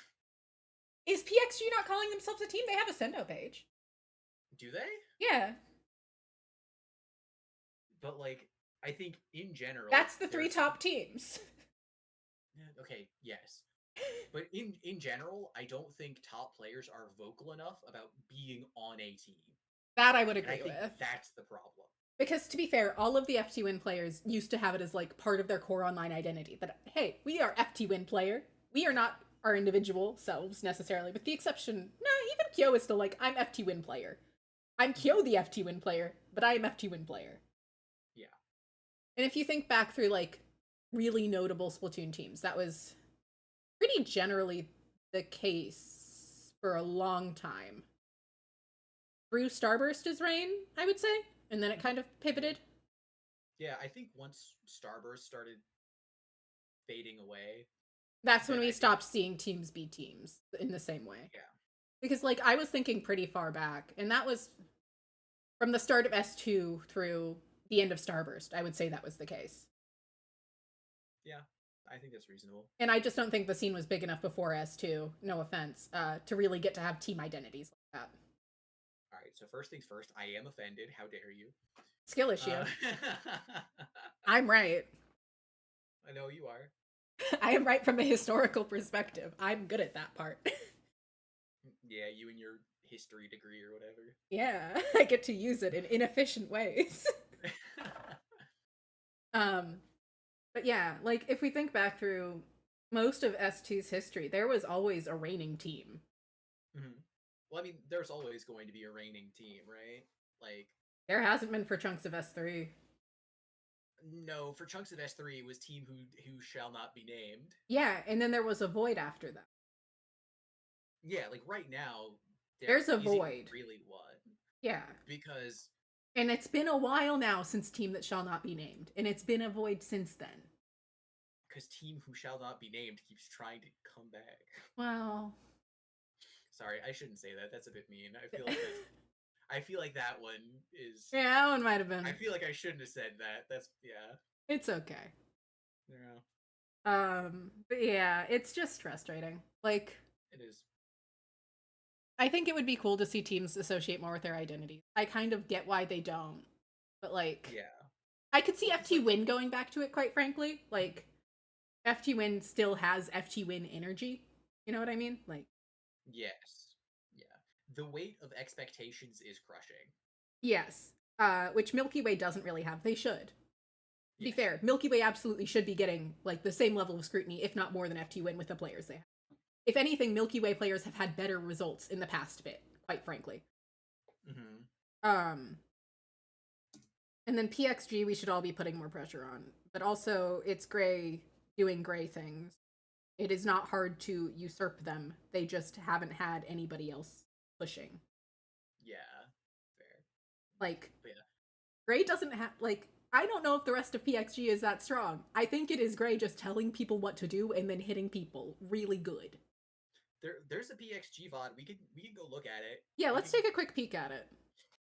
We're gonna be here for like another hour. I would never keep talking. What do you mean? Yeah. Sure you won't. Look, y'all let me commentate on IPL for a reason, and it's because I don't shut up. That's true. That's how you get to commentate, is you just don't shut up. Okay. Okay, so it's this team again. It's the FT-Win team. Okay. Yeah, it's Final Weapon. Yeah. I said what I said. Hmm? I meant what I said.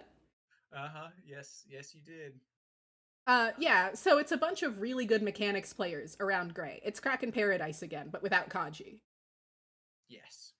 It's literally Gray just going, I can puppet master these players into being what I need them to be, which I respect. Yeah. Yes, I but agree. It will never make the strongest team. Mm-hmm. The interesting thing to note, so like talking about this opening, the interesting thing is basically both teams are doing the same thing. Yeah, and that's because Gray keeps up with JP more than any other top player we have right now. Yeah, but the interesting thing to note is that Final Weapon didn't do. Who was the first team we watched? I don't remember. Utopia. They're not Utopia. Utopia went to this high ground and pre-painted it. Final Weapon isn't doing that. Pika, to answer your question, I'm pretty sure they did. I don't know that they ever officially announced a return because I haven't been on Twitter, but also they've returned. Let's be so real here.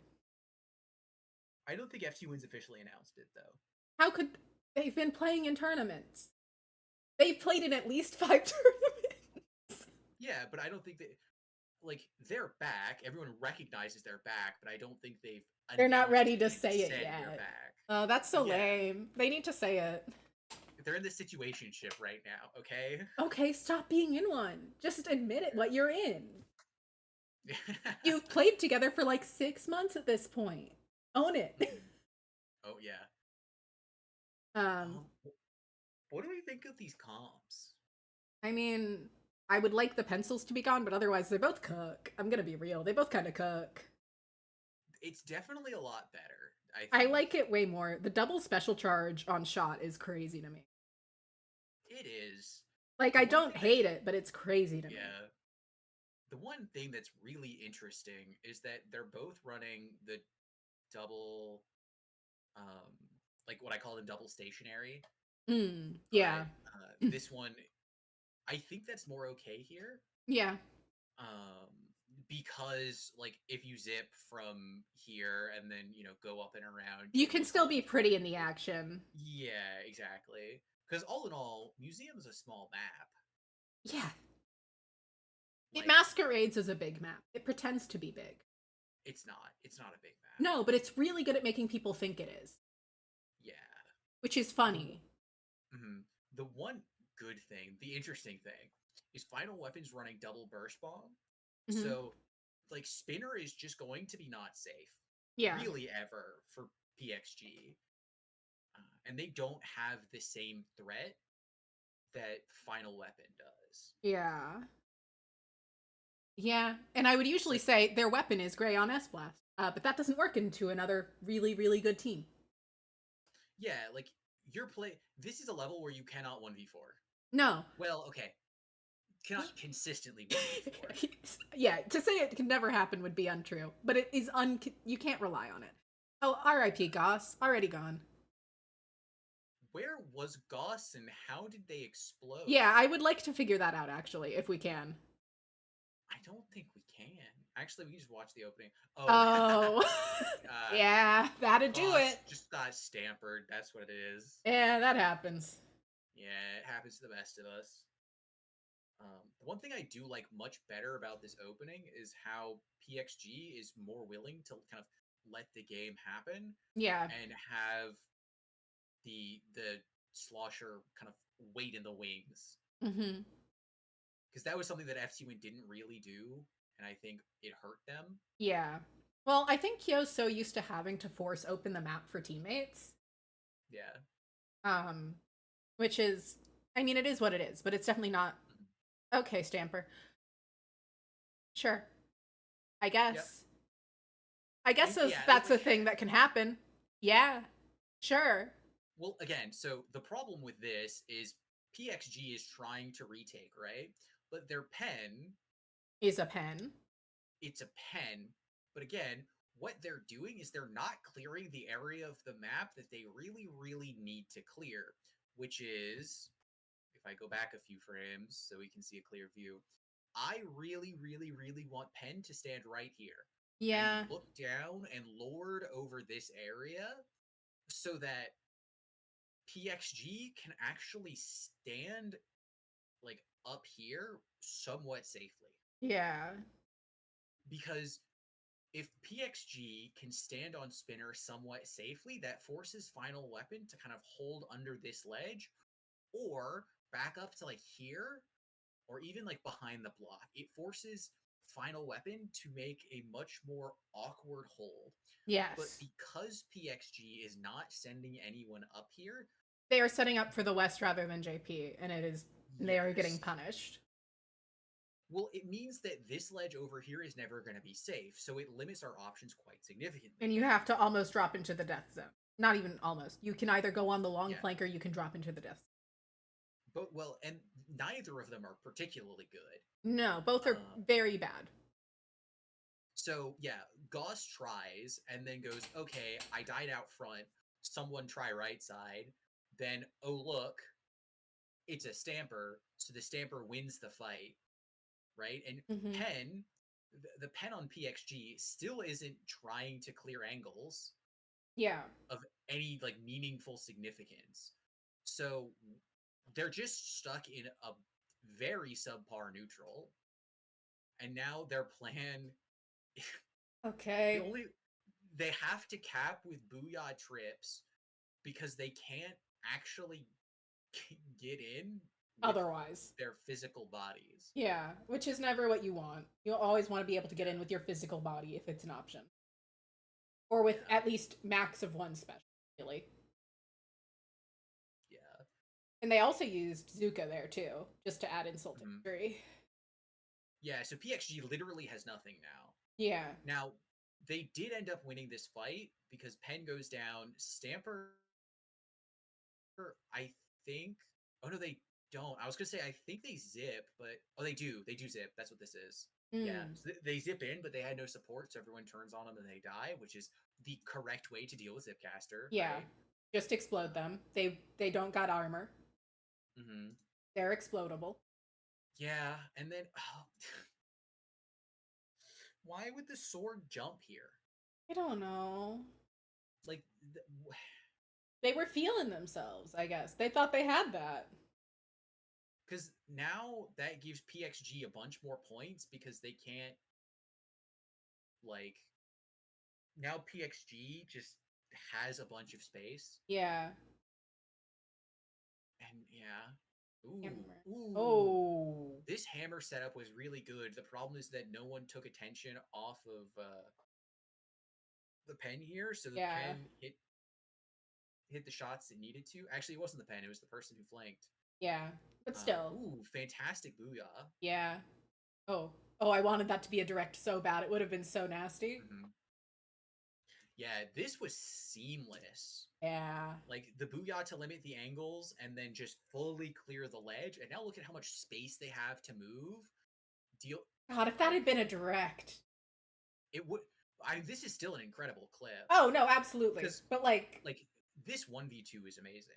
It absolutely is. Well, and it's really impressive because they turned what would have been a 1v2 into 2 1v1. Is a great way of phrasing it. Yes. They isolated these fights absolutely impeccably. Which is the most important thing you can do. The goal should always be to make it, well, if I can't have a 0v1, I'll make it a 1v1. You don't get to 2v1 me. If you won't stand still and let me shoot you, I'm going to do the next best thing, which is... Make you be alone. Zip in is good because that gets into Spinner. Oh. Gray had to move to survive. Yeah. And then Gray's not going to miss that because that would be a ridiculous thing to expect. Brush goes down on Spinner too. So this should be zone flip. Yeah, see, we're also seeing some of the same weaknesses that FT Win had, where FT Win moved onto Spinner really, really fast. But instead of doing what Utopia did, which was just not fight Spinner and kind of go around, PGX is just kind of running through anyway. Yeah. Which it looks... And now part of this is that Final Weapon is probably not, if I had to guess, is not as strong of a team as Utopia. This is not being said with any actual knowledge behind it. This is entirely a guess. But after seeing what they did with FT Win and now seeing how they're playing against PXG, I feel decently confident in it.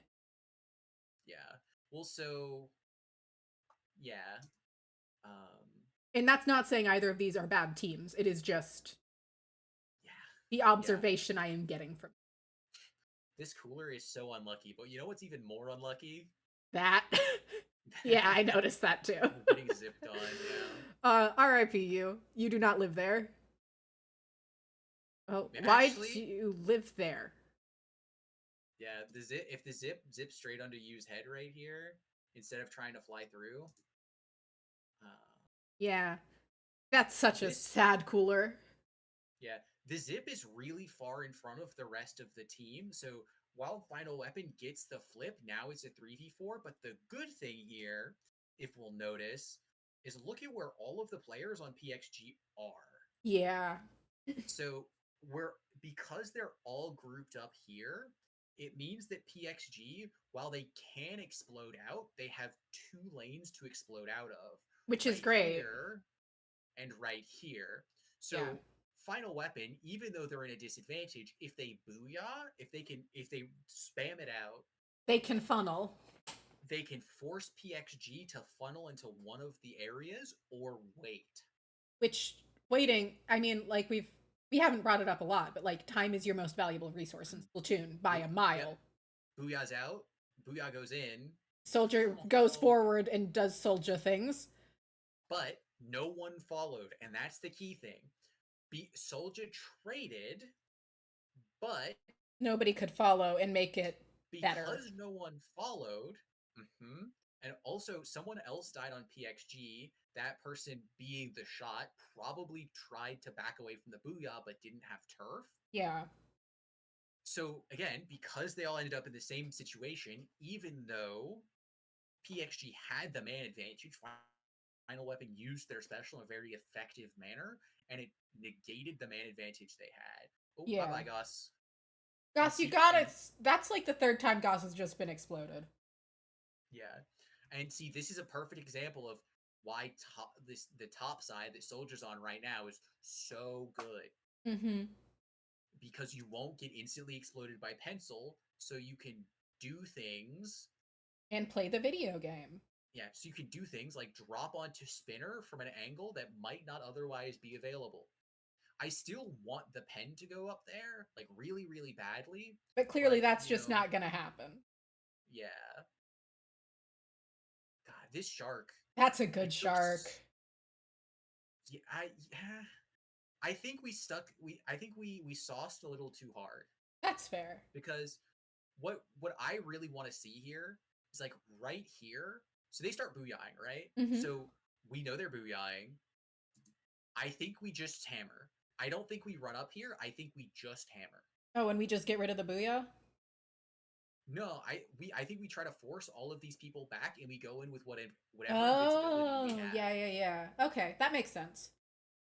Like, and it's not going to be consistent because it's JP versus EU, but we're less likely to die if we start swinging faster. Yeah. Or the other option we can do is we can just go to zone and just keep them from flipping and wait for people to drop into the hammer. Which has value in and of itself. Goss in front of the pencil again. Uh-oh. What will happen?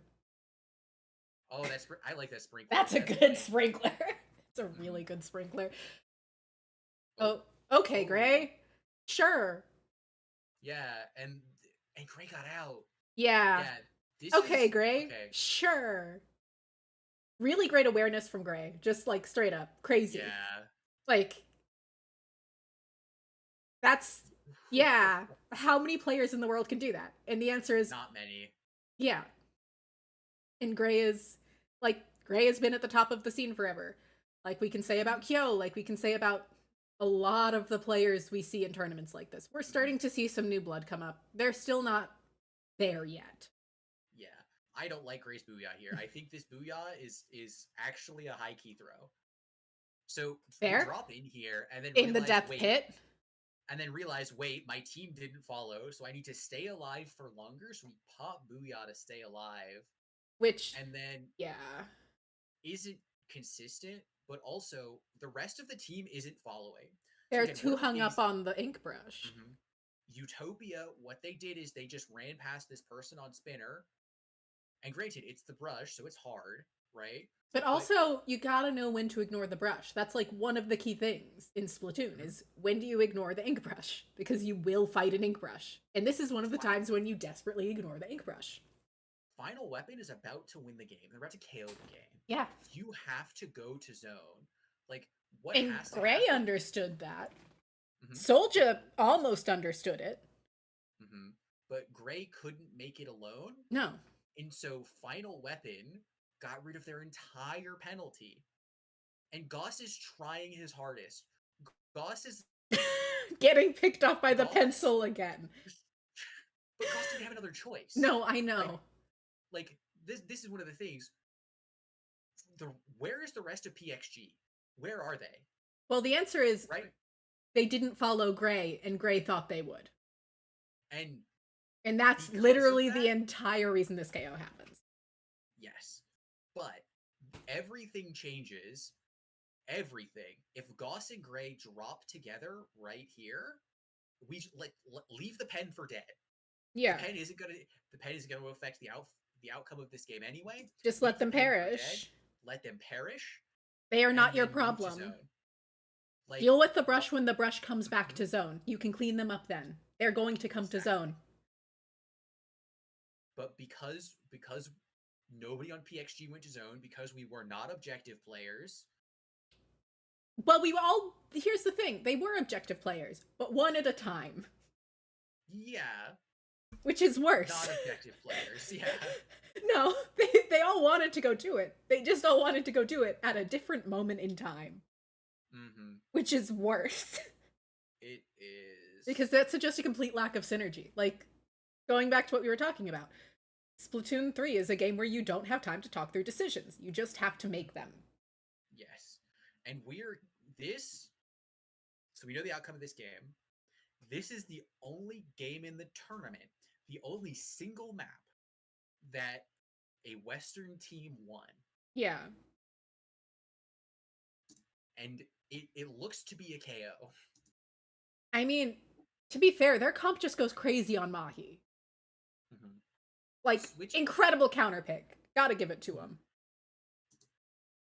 PXG switching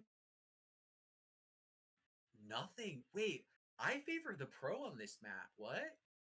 Really? I don't. I do. Why?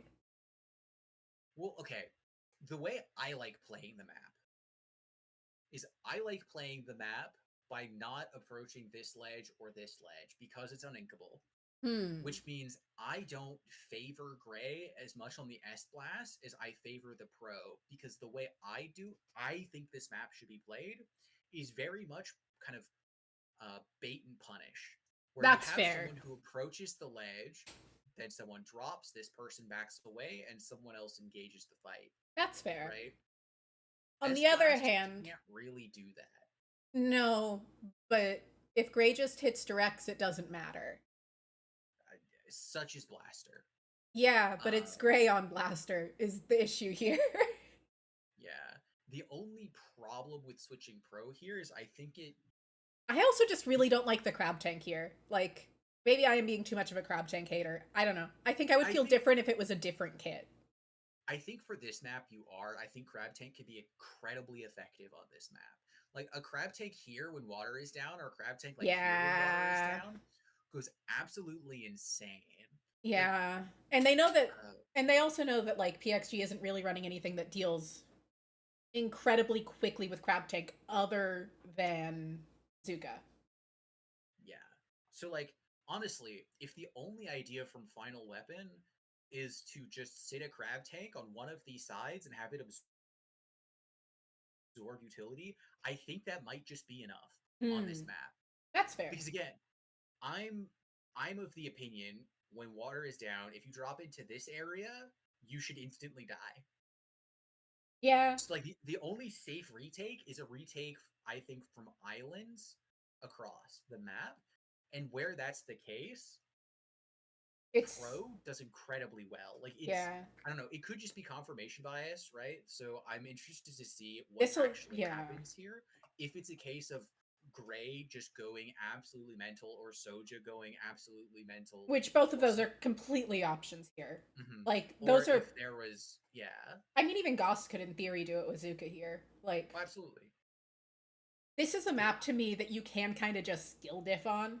Not Yes. entirely at any level, but more so than most maps, which is part of Mhm. the fun of this map to me.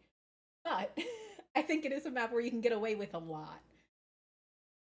Yeah, I agree. The opening from Final Weapon, I'm not a huge fan of. Hmm. So the reason I'm not a huge fan of this is, again, one of my things when it comes to thinking about Splatoons and openings is what happens if we lose. Yeah, it goes real bad for them if they lose. So yeah, so Final Weapon, be like they're set up as a 3-1, right? They have Mm-hmm. three people and then one person. The problem becomes Brush isn't good on the flank here, I think. No, it's not a I brush map. I really, really wish that we put the pro over here and we did a more neutral rollout here. Yeah. Because early on, while water is still up, like this line, right? Actually, let me actually get the line tool. There's a line right here. This is your line of scrimmage, and you really can't get across it very easily. Yeah. Until water's down on this map, like it is a different game once water's down. Like, and I think Final Weapon's composition favors them, like, even with water up, if they just play it slow, right? Yeah. Because like we have a pen that can go fishing for kills. We have a sword that can just kind of throw out charge slashes, and the pro who wants to keep everything at an arm's length, right? The only thing that wants to push is the brush. And the So brush if we, can just wait. mm-hmm.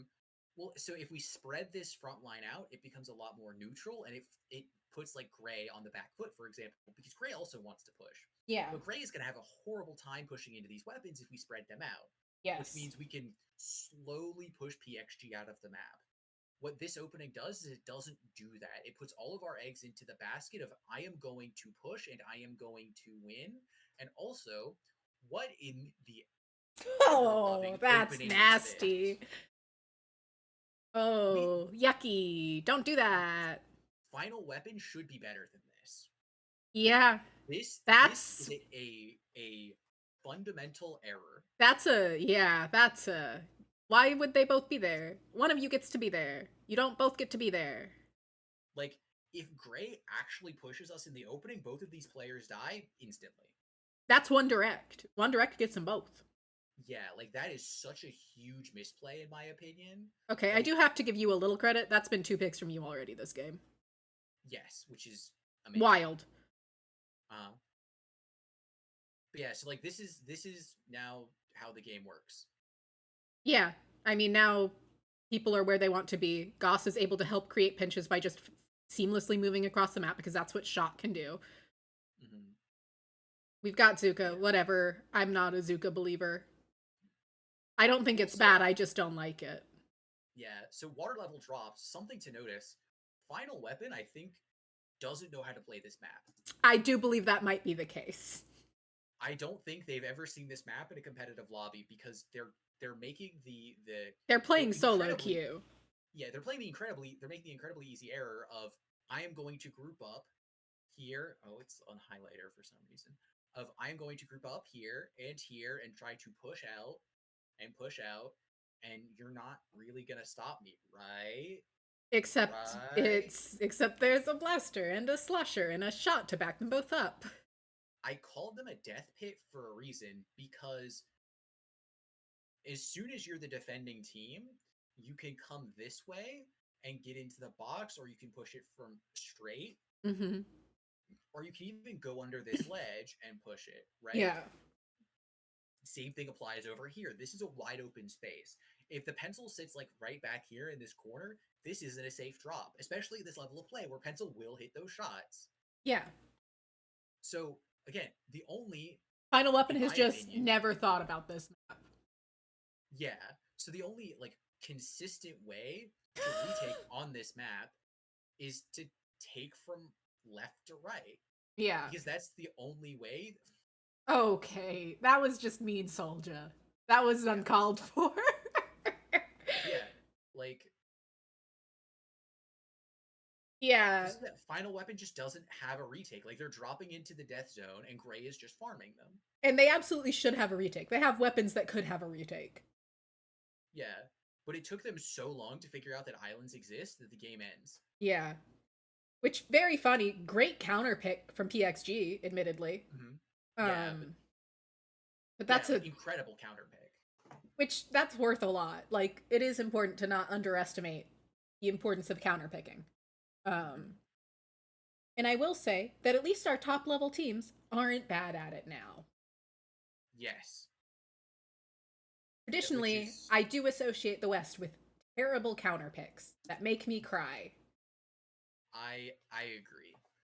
And it makes me so sad when I commentate low ink and watch people do their first counter picks and shoot themselves in the foot.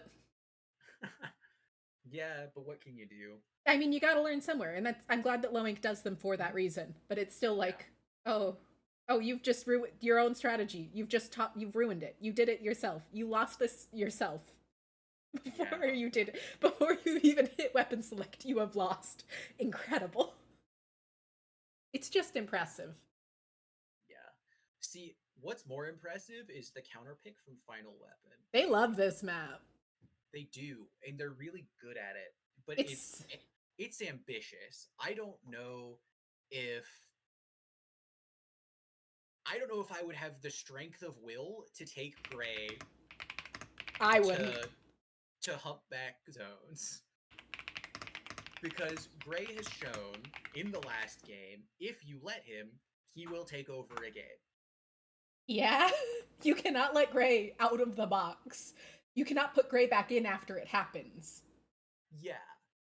So this map is so good for S-Blast. Yeah. It's amazing for S-Blast. It's sick nasty for S-Blast, in fact. They do also have one of their own, is the counter argument, if they are choosing to be so brave about it for some reason. Yeah, like this is one of those things, but good for them. Where the confidence they showed in game 1 and game 2, they just looked like a completely different team, and they're just like, yeah, we'll win game 3. We know this one. This one we understand. This one we know how to play. Actually, yeah, thanks. Like huge respect. I do not know if I would have it in me to do the same. Yeah, I don't think I would. I don't want to take Gray to Gray's turf. Also, again, let's look at the opening rollouts again. Notice how PXG is sprinting into the map as fast as they can, and then not spreading out. Oh look! Oh look! They've all managed to somehow climb on top of each other. It's the Western special. It's so bad. Why? So, what's gonna happen? I bet is the brush is going to magically appear from the bottom of the screen. Gets a quad. Kill. Yeah, they're not killed. They're not. Oh, I thought somehow my brain had put you also there. I was just like, oh. No. They have all been fools. Just normal amounts of fools. This is a triple kill. It should be. If it's not, the other team has played it badly. And here's the brush. Oh, but Goss was kind of ready. Uh-huh. Wait, where's the S-Blast? The S-Blast didn't want to join in on this, actually. What? This was set up perfectly. And the S-Blast just, like... It was Cooler. Cooler fucking baited them. It's always Cooler. No, yeah. No, yeah, Cooler baited them. As Cooler does. No, yeah. If S-Blast doesn't go back for Cooler here, then this is just a triple kill. Yeah. I'm so mad. This is what happens when you throw a bad Cooler, everybody. This is what you do. Like, because PXG was not in the position to win this. God, right? No. But because the S-Blast just kind of like... Oh, shiny Cooler. Yeah. That they didn't even grab. No, they didn't even grab Cooler. They just fucked off. That's funnier. Oh, if you were their teammate, you'd be screaming at them. No, that's some solo queue shit right there. Yeah. Okay, Soldier. I gotta give you credit there. Yeah. That one was sick nasty. Yeah, Final Weapon is just trying to fight. Like again, they're FT winning it, right? Which But not a compliment in this case. yeah, but PXG is like I'm not gonna say clearing them, right? That's a little too much, but like PXG PXG is has a strategy better. happening. Yeah, well, they have a strategy and then some skills to back it up. Yeah. Right? Like they're still not doing like super well with the brush. Like they're not really playing around it very effectively, I think. Which once again, But they're I am confused by because they have all played against brushes that are good so much. mm-hmm. There has Yeah, they're always been doing at least one good brush around. yeah. This jump from the S Blast is good. Also, again, notice PXG all on top of each other again. Yeah, And like that's not so gonna work. if we have literally anyone except the brush here, then like half of these players die. Yeah. Also, weird cooler placement from Like you.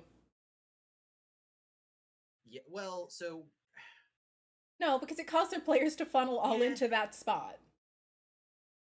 yeah, but like they haven't started a push. Two of them are coming off respawn. So like two of them literally had spawn armor here. Like that's why I don't hate it, is because it's not really out of the way. Three people are gonna get cooler. As Yeah. long as Gray like doesn't really go back for it, it should be fine. But Gray did go back for it. After they booyah'd. So No, they had it yeah. before Booyah. Oh, did they? Unless I misjudged, but it looks like it. Yeah. No, Gray grabbed it right here. Oh, okay. I just missed off. They grabbed it right here. See, Gray doesn't have cooler, then has cooler. Yeah, yeah, yeah. Right. Okay. Yeah. I just misread. So again, look, counter booyah comes out. That's Oh, all their everyone dies on specials. final weapon. How does final weapon all die here? 20 Soja's not specials in, came out Gray's at not once. in. Goss Zukas at some point, which I'm sure is part of what happens. Wait, I'm so confused. They got exploded by the air, TM? Zuka gets one, then I guess Trip Strike maybe? I mean, I guess. But why'd they die to Trip Strike? Like, there's nothing that should have made or something. I mean, I guess, but still. Yeah. I really like Goss going over here. I think this play that Goss makes is something that I think enough like frontliners do not do nearly enough. Because this is like for me the standard TM remake or retake, sorry. Yeah. Where it's like because the later on you get in the game, the more likely it is that a pen is on your left side. And that window feels so comfy, so safe. Mm-hmm. So if you just send a couple people over here, and then you have one person drop this way and one person go out the top or even out the front. And I think it's much better. But with Goss over here, it makes it a lot less safe. And yeah, and that retake just becomes a lot. Oh, I'm gonna lose it. Why are top players jumping into fights that are still active? Why are they getting away with it? Yeah. Why did they? I'm gonna go. Okay, sure. Just hit 3 directs. It's fine. Yeah. Love that for them. Great strategy. I need to watch this again. Look, sometimes you just gotta skill diff, I guess. Yeah, like this jump is crazy. They're playing solo queue. The S Blast is the only person alive in the map right now. Everyone else died, but they had coolers, so they respawned. And then the S Blast just gets 3. Almost 4. They tried to get 4, but they couldn't quite do it. They were real close to that direct, though. Yeah. That's a fantastic pick. That's actually a good cooler. Mm-hmm. Brush is just in there. The only weapon that's allowed to exist in there. Mm-hmm. Trades. Oh, they went for the jump. Hey, spec cam user, please. A little more stability, please. Again, so again, this jump is a throw, right? Like, yeah. It gets traded, but we just should have never jumped there, I think, because again, the fight is still active. Gray is just a better player. Which is a bad strategy, as we have mentioned multiple times today. Yeah, like, this is really entertaining Splatoon, but there's not a... Stop! Get some help. Like, this is a strategy, though. Like... Yeah, use all your specials as a strategy. It's just one I hate. Well, because it's not... Like, yeah, you got the penalties, you got the time you needed, which is good. You extended your game clock. You're alive. You haven't died yet. Yeah, which is really, like, kind of what needed to happen there. Yeah, I don't necessarily hate it in that situation. It's just not the only time they've done it. Yeah. If it had been the only time, I would have been like, okay, it was a desperation play, but it kept them alive. That's good enough. Sure. Yeah, it just makes me sad, you know? Yeah. That being said, the execution was much better than what FT Win did. Yes, absolutely. Setting the bar on the ground there, though. Hey. That's a top 5 team right there in FT Win. Yeah. Ooh, really nice response from the SWS to go back for their team. Gray's in the back line, but it doesn't matter because we're going for zone. Snipe Rider gets the pick. The brush flipping. God, the S-Blast is just being a better player. Gray's got that a little bit, though. Oh, not enough. Yeah. Yeah, this game is such a slugfest.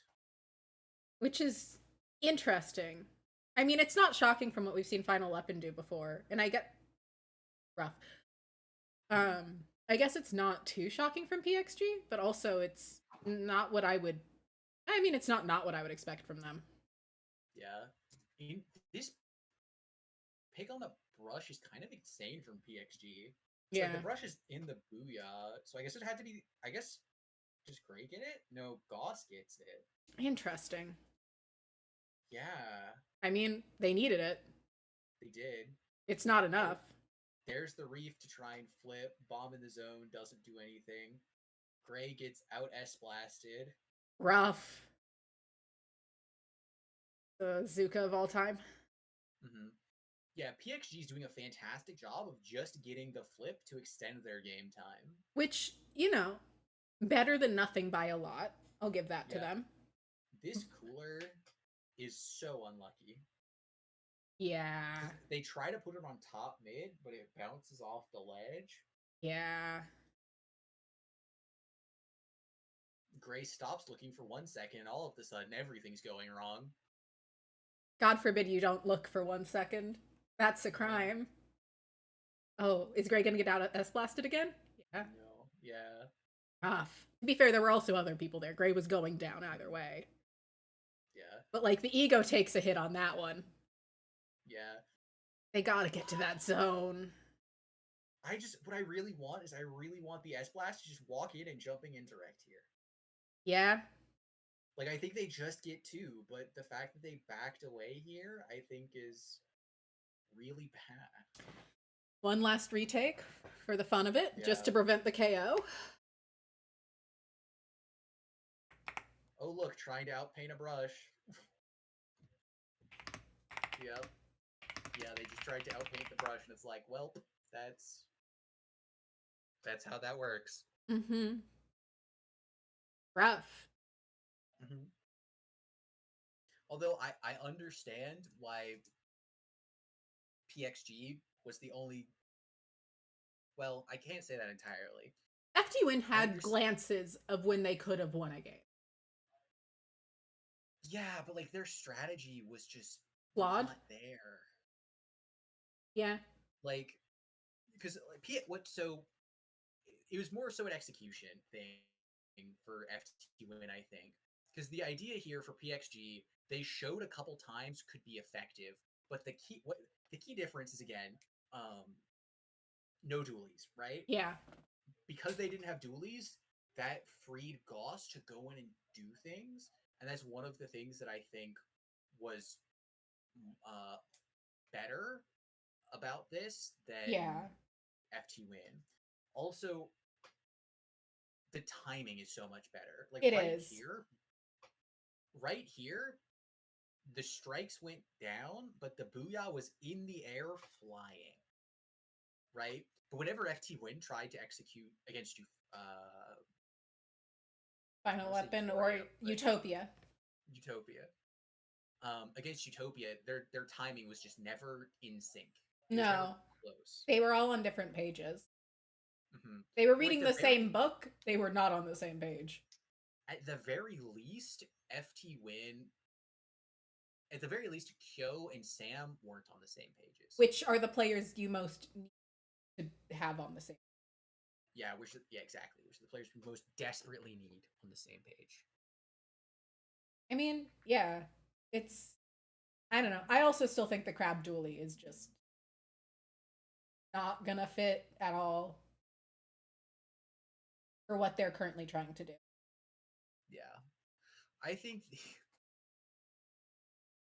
there's a world where Bursty puts up Crab Tank and then someone booyahs in front of it for some unknown reason and Bursty shreds it, and like that's some pretty good value, right? But But that's niche and it's not so guaranteed. niche.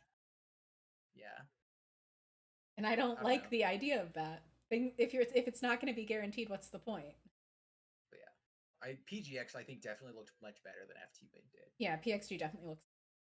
I mean, I think PXG is just the strongest team in the West. I don't think it's really up for argument at all, quite frankly. Mm-hmm. Um, I think there are teams that could get better than them. I think they don't have as high of a peak potential personally, Mm-hmm. just with the players they have. Yeah, I mean I can't really speak to that, but if they stay together, I mean, I could be wrong. yeah. I mean, one would hope. I Like just think I want FT Win's potential is higher. they've shown higher peaks in the past, which gives kind of I think more credence to the argument Yeah, but to that they say could be like, better. I mean, yeah, FT Win had a higher peak than Kraken Paradise, but that's in part because Kraken Paradise couldn't get to lands.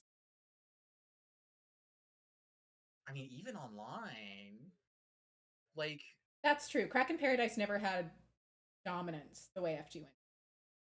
yeah, but like I think PXG are all mechanically skilled players, and there's clearly an idea, like an overarching strategy there.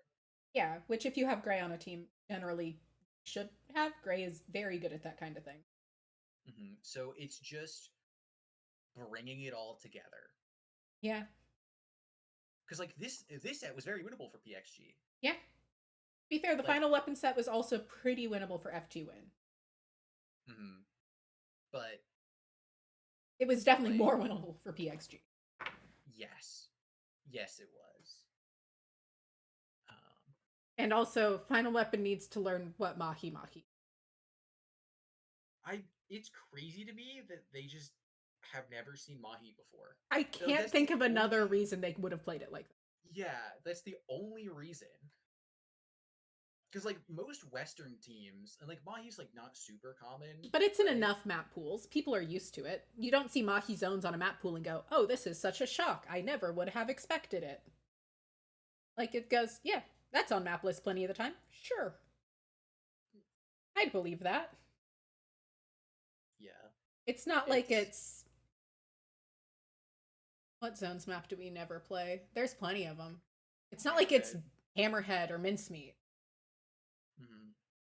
Like people are used to, people in the West are used enough to Mahi for zones specifically and nothing else. Yeah. Which is good. It shouldn't. It's bad in other modes. Yeah. Yeah. Even I'll say it's bad in other modes, which takes a lot. I like bad map. All right, simmer down there, Kraken. I should not be trusted to make map pools, and I know this. Yeah. I liked port mackerel. There are things wrong with me. Oh, you sweet summer child. No. I like to commit Oh, crimes there. no, no, no, no, no, no. I wanted to spam Stingray. I knew what I wanted. I mean, as long as you know, I suppose. Yeah. As long as you're aware of the crime you're committing, sometimes it's fine. Sometimes it's okay. Yeah, not always. But like if it's liking a bad map because you have a silly strategy for it, I think that's okay. I mean, yeah, as long as you have a strategy. Strategy is a bull sometimes. An Yeah. idea, a concept. Look, at least we don't throw 4 booyah bombs on humpback zones anymore.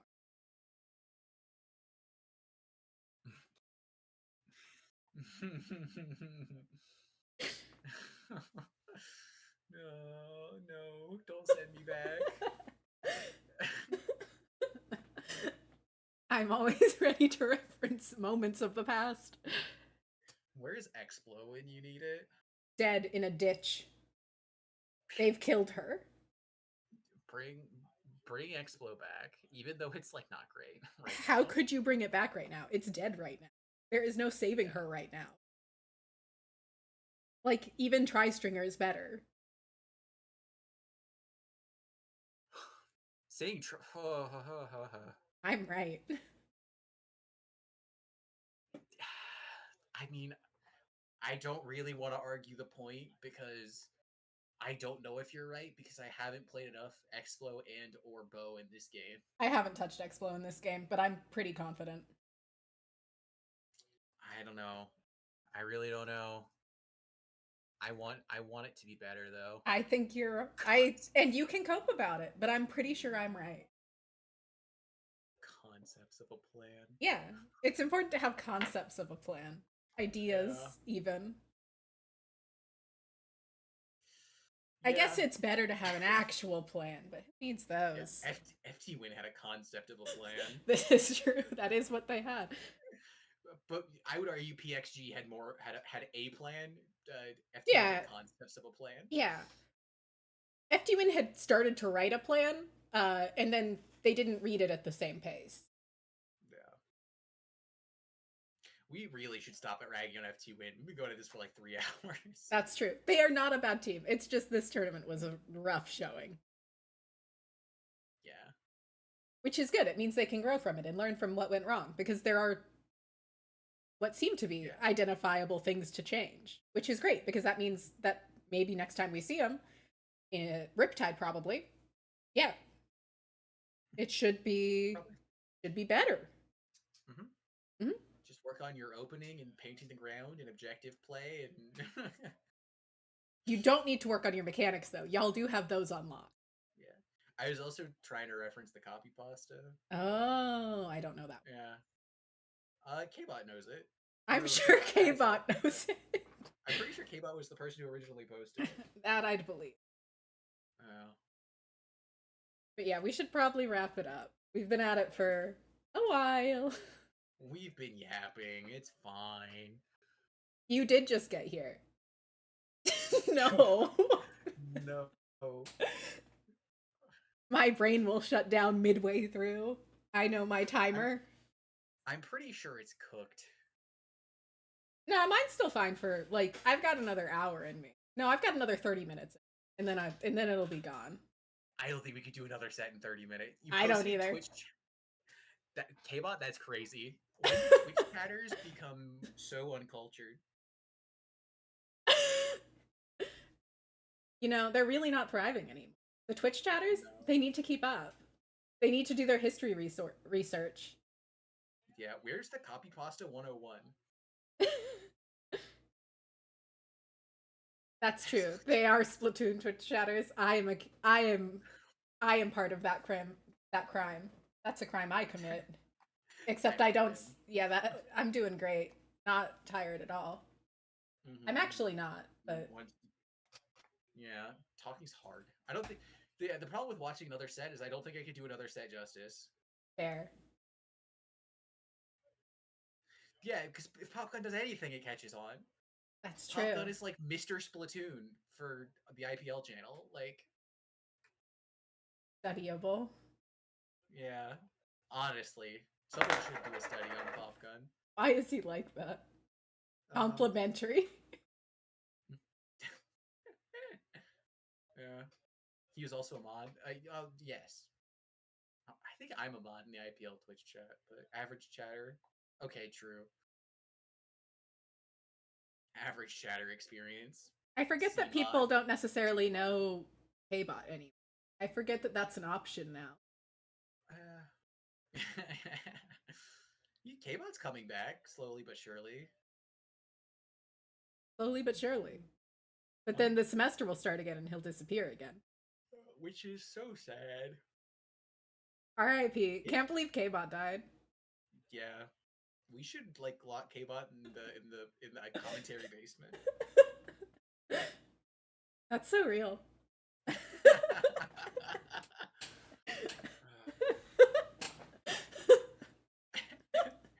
Exactly. That's my point. Hypernova's disappearing off the face of the planet in 4 weeks. Yeah, Hypernova dies in 4 weeks. Start the timer.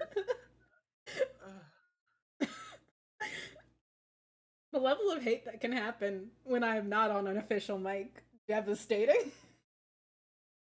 Necessary, I think, is what you meant to say. Let's be clear. Yeah, it's cooked. It's a little cooked. Before we get ourselves in trouble, we should probably wrap the stream up. We probably should. We should probably we should probably hit the finish button. I think that might be true. You're the accelerator. You know. Yeah, balance. Somebody's gotta be. Yep. Okay, I'm going to hit the stop streaming button. Thank you for everybody. Okay. Thank you everybody for tuning in. We will do this again, almost surely. Yeah, probably. This was funny. I like calling people bad. Good night, y'all.